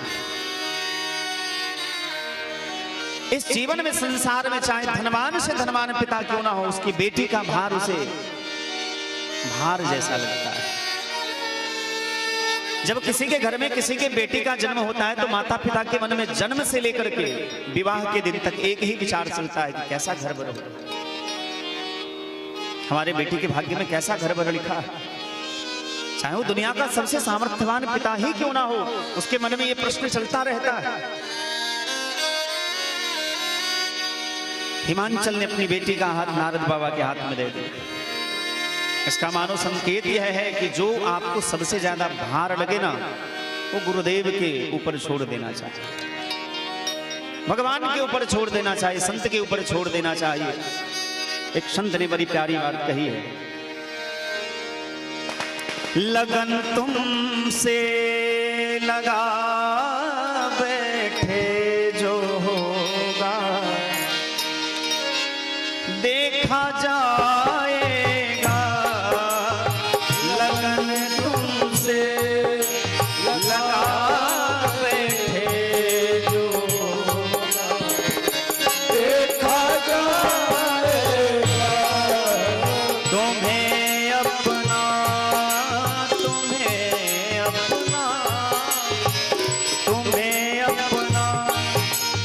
बना बैठे जो होगा देखा जाएगा, लगन तुमसे लगा बैठे जो होगा देखा जाएगा।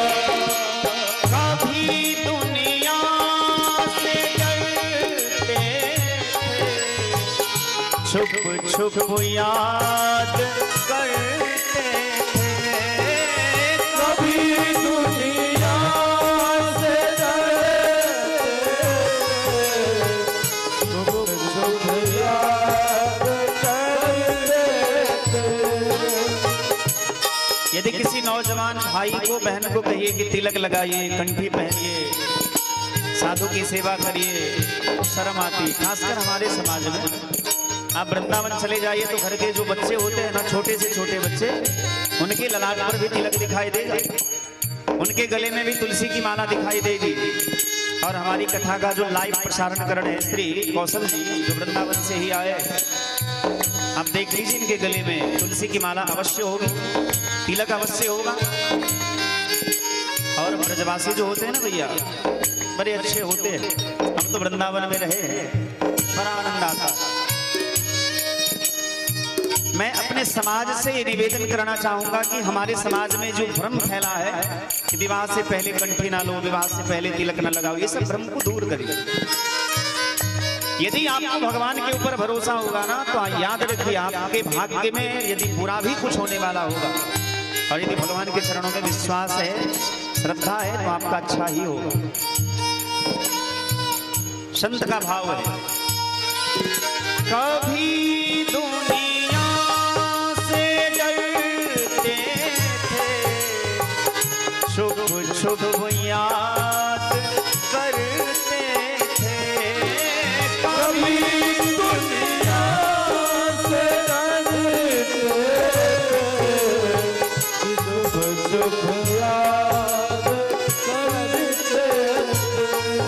हमारे पीछे पीछे आप लोग भी गाइए, गुनगुनाइए, अच्छा लगेगा, आनंद आएगा।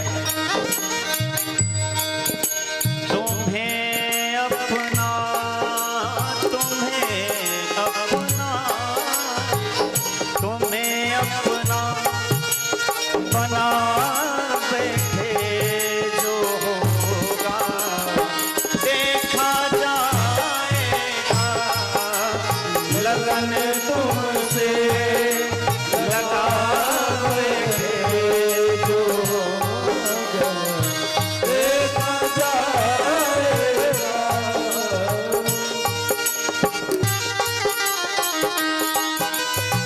हरि बोल।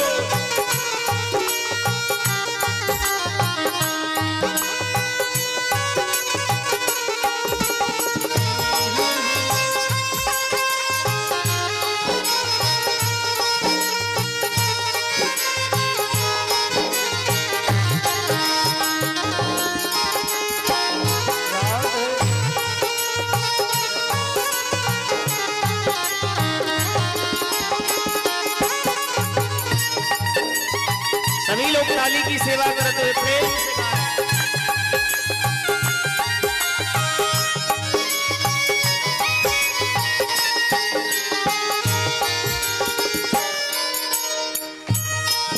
कभी डर था कि ये दुनिया हमें बदनाम कर देगी। कभी डरता कि ये दुनिया हमें बदनाम कर देगी। कभी डर था कि ये दुनिया हमें बदनाम कर देगी। कभी डरता कि ये दुनिया हमें बदनाम कर देगी। जिनके मन में ये भाव हो कि कभी डर था कि ये दुनिया हमें बदनाम कर देगी, उनके लिए एक लाइन कहना चाहूंगा। आपने सुना अवश्य होगा कि कुछ तो लोग कहेंगे, लोगों का काम है कहना, छोड़ो बेकार की बातें कहीं बीत न जाए रहना। ये शब्द तो फिल्म में गाए गए हैं, लेकिन इसका भाव बड़ा सुंदर है।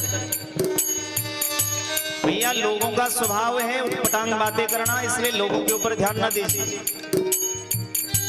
अपनी आत्मा की सुनिए। और जो शास्त्र कहता है, जो संत कहते हैं, जो महापुरुष कहते हैं, जो विद्वत जन कहते हैं, जो सज्जन कहते हैं, उनकी बातों पर गौर करिए। कभी डर था कि ये दुनिया हमें बदनाम कर देगी।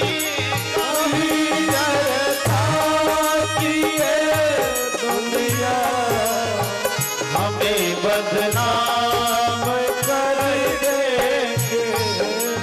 शर्म अब बेच हो बैठे जो होगा देखा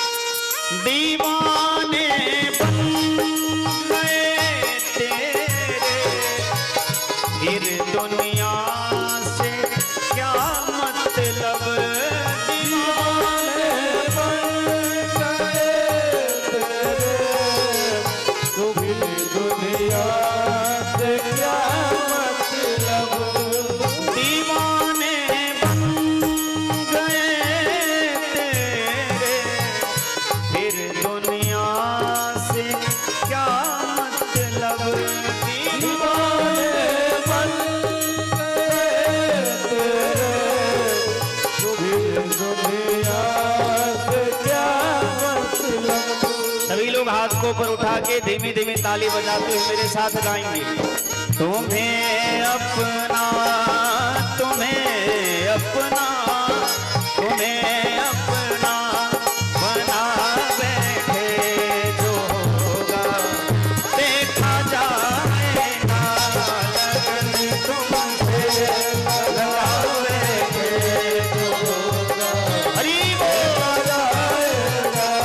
लगन तुमसे लगा बैठे जो होगा देखा जाएगा। लगन तुमसे लगा बैठे जो होगा देखा जाएगा। हरे कृष्णा कृष्णा कृष्णा हरे हरे, हरे राम राम राम हरे हरे, हरे कृष्णा कृष्णा कृष्णा हरे राम राम राम हरे हरे। हरे कृष्णा कृष्णा कृष्णा हरे हरे, हरे राम राम राम हरे हरे। हरे कृष्णा कृष्णा कृष्णा हरे हरे राम राम राम हरे हरे। तुम्हें अपना, तुम्हें अपना, तुम्हें अपना बना बैठे जो होगा देखा जाएगा। तुम्हें अपना बना बैठे जो होगा देखा जाएगा। लगन तुमसे लगा बैठे जो होगा देखा जाएगा। लगन तुमसे लगा बैठे जो होगा देखा जाएगा। जो होगा देखा जाएगा, जो होगा देखा जाएगा। बोलिए संत भगवान की जय। नारद बाबा ने पार्वती की भाल की रेखा को देखा, हस्त रेखा को देखा। नारद बाबा कहते हैं, हे हिमांचल, सब लक्षण संपन्न कुमारी हुई हैं संतत पियहि पिया। आपके बेटी का भाग्य बहुत सुंदर है, हुई है संतत पियहि प्यारी। ये अपने पति की बड़ी प्यारी होंगी। सदा अचल एहि कर अहिवाता, एहि ते जस पई हहि पितु माता। इनका अहिवात जो होगा, सुहाग जो होगा, अखंड होगा, क्योंकि भगवान शिव अखंड है, अनंत है। इसीलिए सदा अचल एहि कर अहिवाता, एहि ते जस पई हहि पितु माता। इनसे माता पिता को भी यश मिलेगा। शब्द पर ध्यान दीजिएगा। लेकिन सुनहु जे अब अवगुण दुई चारी, एक आध अवगुण भी है। मानो संकेत यह है कि इस संसार में एक भी व्यक्ति ऐसा नहीं जिसमें अवगुण ना हो, और संसार में एक भी व्यक्ति ऐसा नहीं जिसमें गुण ना हो। गुण अवगुण तो देह का भाग है, सबके देह में रहता है। सुनो मुझे अब अवगुण दुई चारी। अब विचार करिए, वहां कहे कौन रहे? नारद बाबा। और उनकी बातों को सुन कौन रहे हैं? पार्वती, उनकी मां मैना और हिमांचल, तीन लोग सुन रहे हैं। लेकिन तीनों अर्थ अलग अलग करते हैं। अवगुण क्या है? अगुण अमान मातु पितु हीना, उदासीन सब संशय छीना। जोगी जटिल अकाम मन नग्न अमंगल वेश, अस स्वामी एहि कह मिलहि परिहस्त अशिरे। इनकी हाथ की रेखा ये कहती है कि इनके जो पति होंगे अगुण होंगे, उनमें कोई गुण नहीं हो। तीन प्रकार के गुण हैं, सत्व गुण, रजोगुण और तमोगुण। लेकिन उनमें तीनों में से एक भी गुण नहीं होंगे। तो हिमांचल और मैना तो सुनकर के दुखी हो जाते हैं, लेकिन पार्वती मैया हंसने लगती हैं कि वो हमारे जो पति होंगे वो त्रिगुणातीत होंगे, मतलब निर्गुण होंगे, इन तीनों गुणों से परे होंगे। शब्द एक है लेकिन अर्थ अलग अलग है।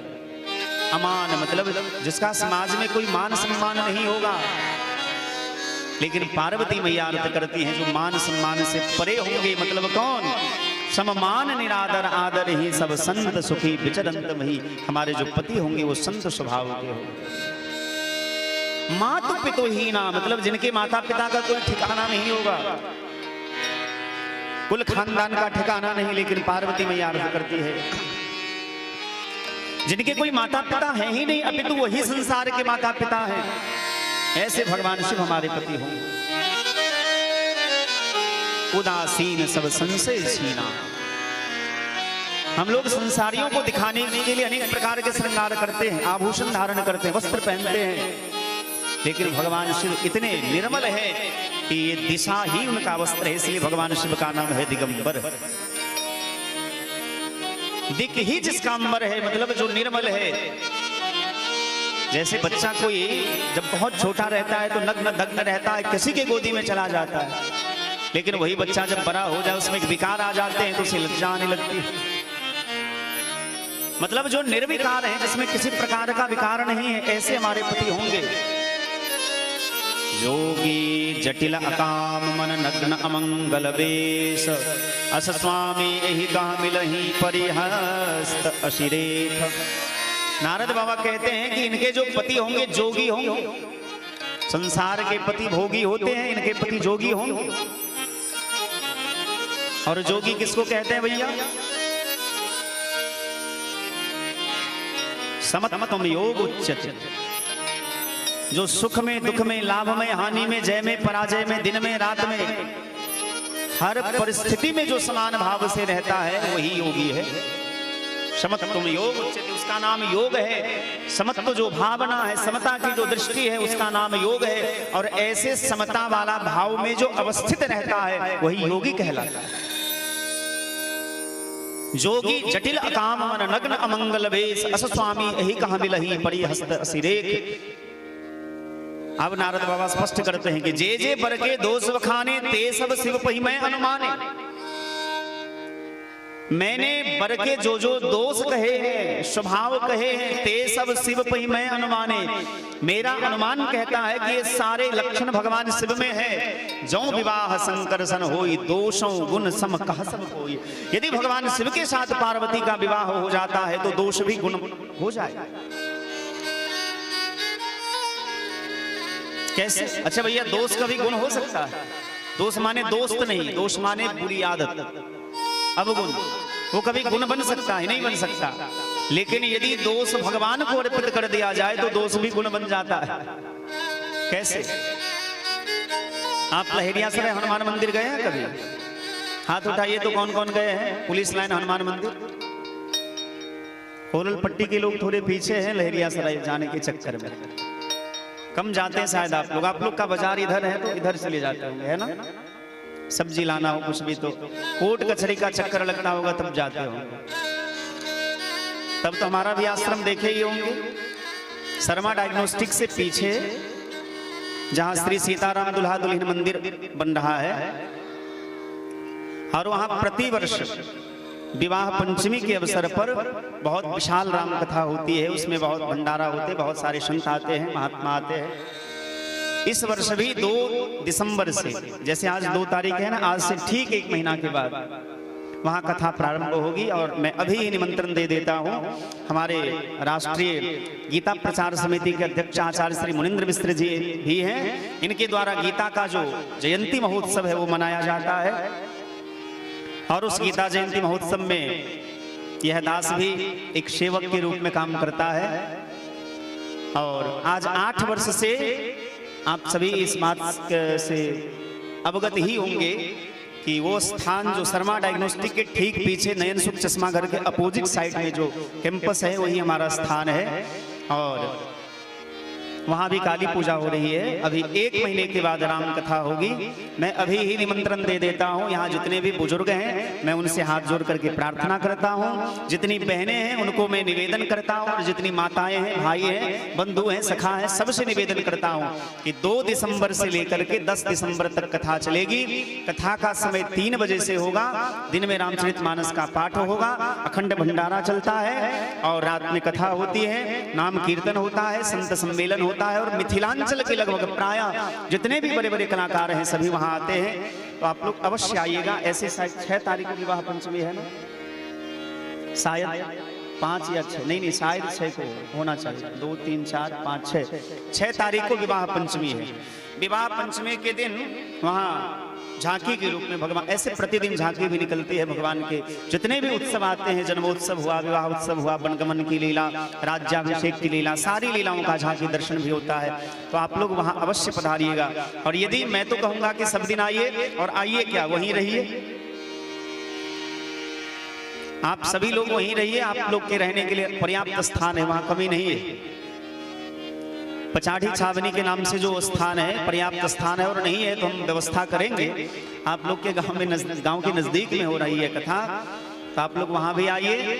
और यदि प्रतिदिन आना जाना संभव ना हो तो कम से कम 1-2 दिन अवश्य आइए। विवाह पंचमी के दिन ऐसे आना हो तो थोड़ा जल्दी आइएगा। विवाह पंचमी के दिन बैठने का भी जगह नहीं मिलता है, और विवाह पंचमी के दिन ही कौन कहे जो पहले आ जाए सो आ जाए, नहीं तो बाद में आते हैं तो रोड से ही खड़ा होकर के देखना पड़ता है, जगह नहीं मिलता है। वहाँ लगभग 10-12 गांव के लोग आते हैं। बहुत विशाल कथा होती है, विशाल भंडारा होता है। और कोई लोग खा करके ना आइएगा। जमाइन, हमारे यहाँ एक जमाइन होता है, अजवाइन जिसको कहते हैं, अजवाइन और काला नमक खा करके आइएगा। भरपेट वहाँ प्रसाद खाना है। बोलो जय सिया राम। ना ना भैया, होरल पट्टी के जैसा आवाज नहीं हुआ। हमारे पंडित जी आचार्य श्री रंजीत झा जी, जिनके द्वारा यहाँ कथा हो रही है, उन्होंने ही सबसे पहले, ऐसे तो संपूर्ण समाज और गांव के सहयोग से ये कथा हो रही है, लेकिन आचार्य श्री रंजीत झा जी ने हमसे संपर्क किया था कथा के लिए। तो उन्होंने कहा था कि होरल पट्टी के लोग बड़े मजबूत होते हैं, पहलवान होते हैं। आवाज पहलवान जैसी नहीं निकल रही है, जोर से बोलिए तो जय सिया राम। अच्छा, बाबा जी सब नहीं कहते हैं, नहीं बबुआ की बात तनी मान लियो हूँ सब। हाँ, सबके तो बच्चा छिए ना, सब गोटे जोर से कहो तो जय सिया राम। कनी मनी भेले ओरल पट्टी जना 2-3 दिन में सब हो जाते। अस्तु, हम निवेदन कर रहे थे, जोगी जटिल अकाम मन नग्न अमंगल वेश, अस स्वामी यही गामिलहि परिहस्त असिरेक, जे जे बर के दोष बखाने ते सब शिव पही मैं अनुमान। मैं निवेदन कर रहा था कि दोष भी गुण हो जाते हैं कब, यदि उस दोष का भगवान के साथ संबंध हो जाए तब। मैं निवेदन कर रहा था कि आप लोग यदि हनुमान मंदिर गए होंगे या किसी भी मंदिर में, तो आप देखेंगे बड़े बड़े मंदिर में प्रसाद का दुकान होता है।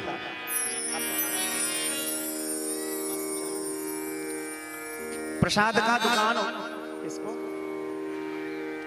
अच्छा, प्रसाद का दुकान होता है। तो हम लोग जाते हैं तो दुकानदार से क्या कहते हैं कि भैया 1 किलो लड्डू देना, 1 किलो बर्फी देना। लेकिन वही लड्डू बर्फी जब हनुमान जी के चरण तक पहुंच जाता है, आप जब लौटते हैं वो लेकर के, तो लोग से क्या कहते हैं, बर्फी ले लो या लड्डू ले लो, क्या कहते हैं, प्रसाद ले लो। तो वस्तु वही है लेकिन नाम बदल गया ना।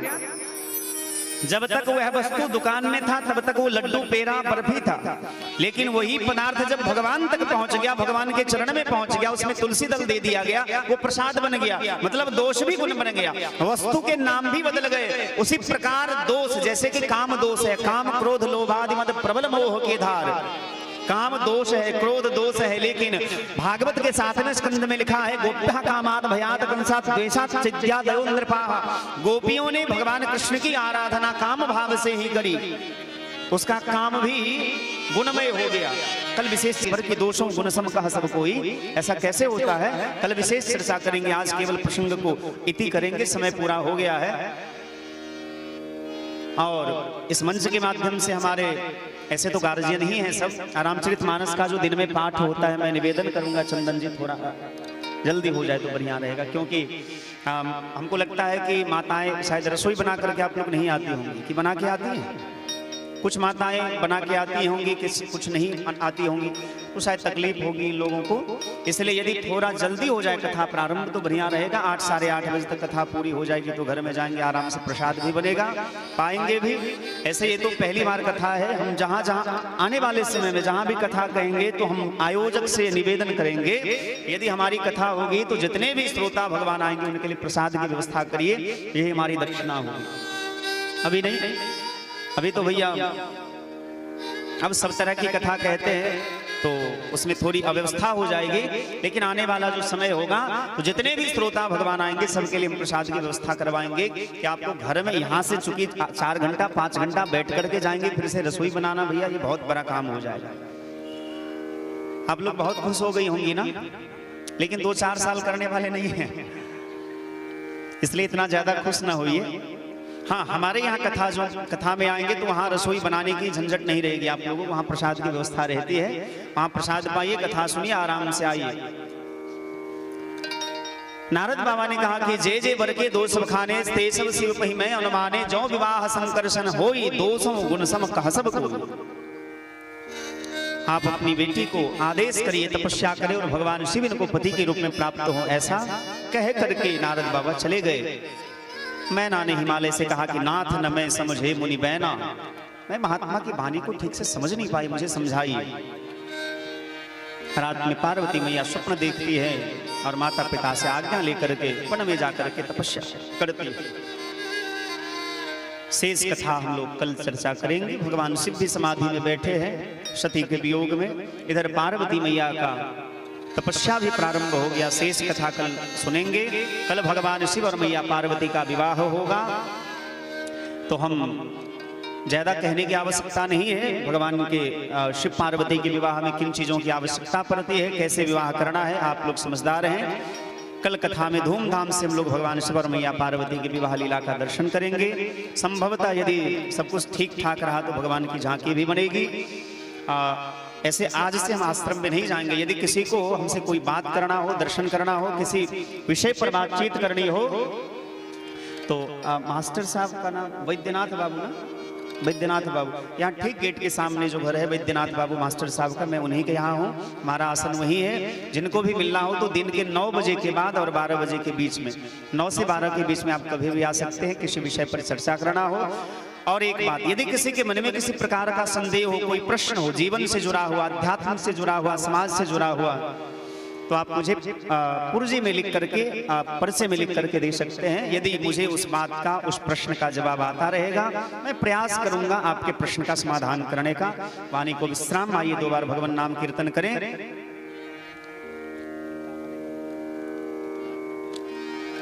नहीं लाखों जी, एक भजन चूंकि आप तो कल आएंगे नहीं आएंगे, लाखों जी को माइक दीजिए। बहुत अच्छा भजन गाते हैं और भजन ही नहीं, ये बहुत अच्छा बजाते भी हैं। इनका स्वभाव भी बड़ा सुंदर है। बस यही है कि कथा में बहुत देर बैठ जाते तो हंसना भूल जाते हैं, इतना भाव में डूब जाते हैं कि हंसना इनका बंद हो जाता है। और फिर जब चर्चा कर दे तो इतना हंसते हैं कि इनकी मुस्कान भरी चेहरा को देखने का मन करता रहता है।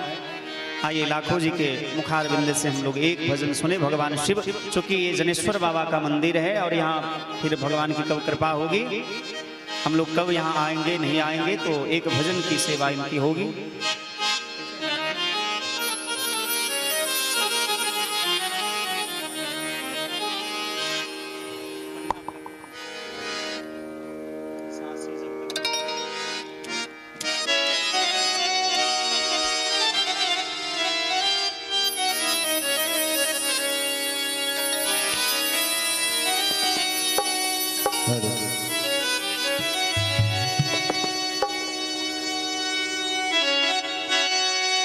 भोले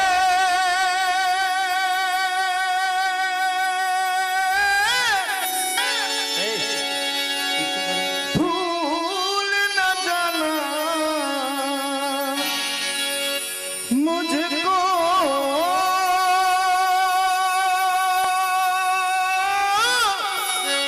भूल न जाना मैंने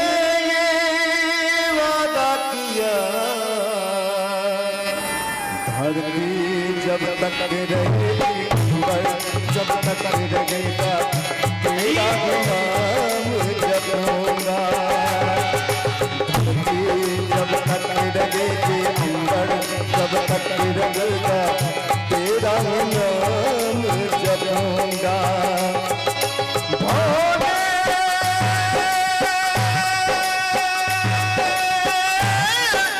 भूल न जाना मुझको,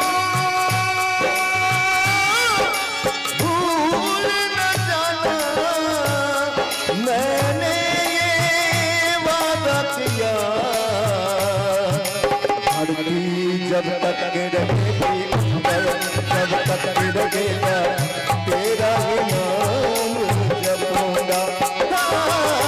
धरती जब तक रहेगी अंबर, जब तक रहेगा तेरा ही नाम जपूंगा।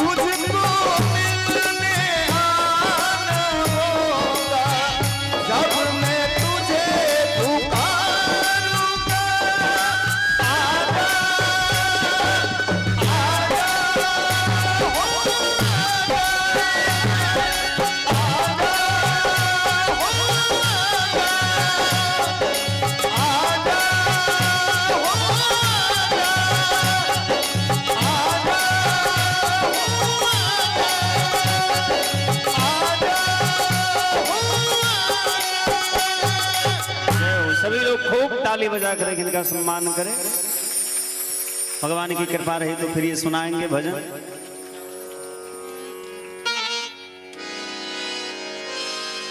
सभी लोग अपने अपने स्थान पर खड़े हो जाइए और रामचरितमानस की सीताराम जी की आरती होगी।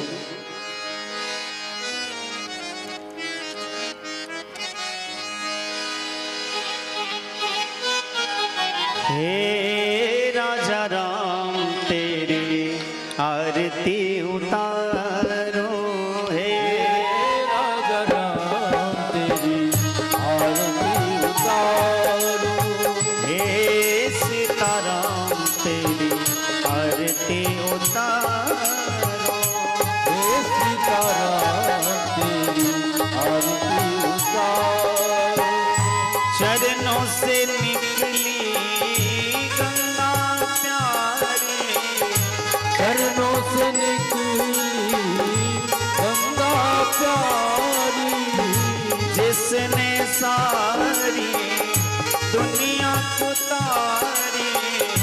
जिसने सारी दुनिया को तारी, उन चरणों में शीश झुका,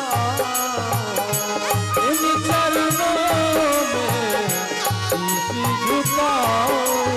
हे सिया राम तेरी आरती उतारो, हे सिया राम तेरी आरती उतारो।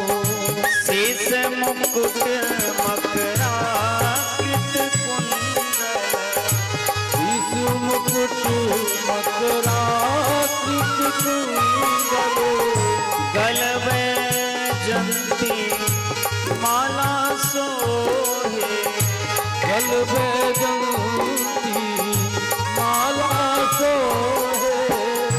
तेरी छवि को मन में बसा, तेरी छवि को मन में बसाओ। हे सीताराम तेरी आरती हे सीताराम तेरी आरती उतारो। वाम भाग शोभित जग जननी, वाम भाग शोभित जग जननी, चरण विराजत हे सुत अंजनी, चरण विराजत है सुत अंजनी। तुझ पर प्यारे तन मन मारो, तुझ पर प्यारे तन मन वारो। तुझ पर प्यारे तन मन मारो, तुझ पर प्यारे तन मन वारो। हे सीताराम तेरी आरती उतारो, हे सीताराम तेरी आरती उतारो। हे सीताराम तेरी आरती उतारो, हे सीताराम तेरी आरती उतारो। सीताराम एक सीताराम दो, सीताराम तीन सीताराम सीताराम पाँच, सीताराम छः, सीताराम सात, सीताराम आठ, सीताराम नौ, सीताराम दस, सीताराम ग्यारह, सीताराम बारह, सीताराम 13 सीताराम 14 सीताराम 15 सीताराम 16 सीताराम 17 सीताराम 18 सीताराम 19 सीताराम 20 सीताराम 21 सीताराम 22 सीताराम 23 सीताराम 24 सीताराम 25 सीताराम 26 सीताराम 27 सीताराम उनतीस, सीताराम तीस, सीताराम इकतीस, सीताराम बत्तीस, सीताराम तैंतीस, सीताराम चौंतीस, सीताराम पैंतीस, सीताराम छत्तीस, सीताराम सैंतीस, सीताराम अड़तीस, सीताराम 40, सीताराम 40, सीताराम 41, सीताराम 42, सीताराम 43, सीताराम 44, सीताराम 45, सीताराम 46, सीताराम 47, सीताराम 48, सीताराम 50, सीताराम 50, सीताराम 51 सीताराम 52 सीताराम 53 सीताराम 54 सीताराम 55 सीताराम 56 सीताराम 57 सीताराम सीताराम 59 सीताराम 60 सीताराम 61 सीताराम 62 सीताराम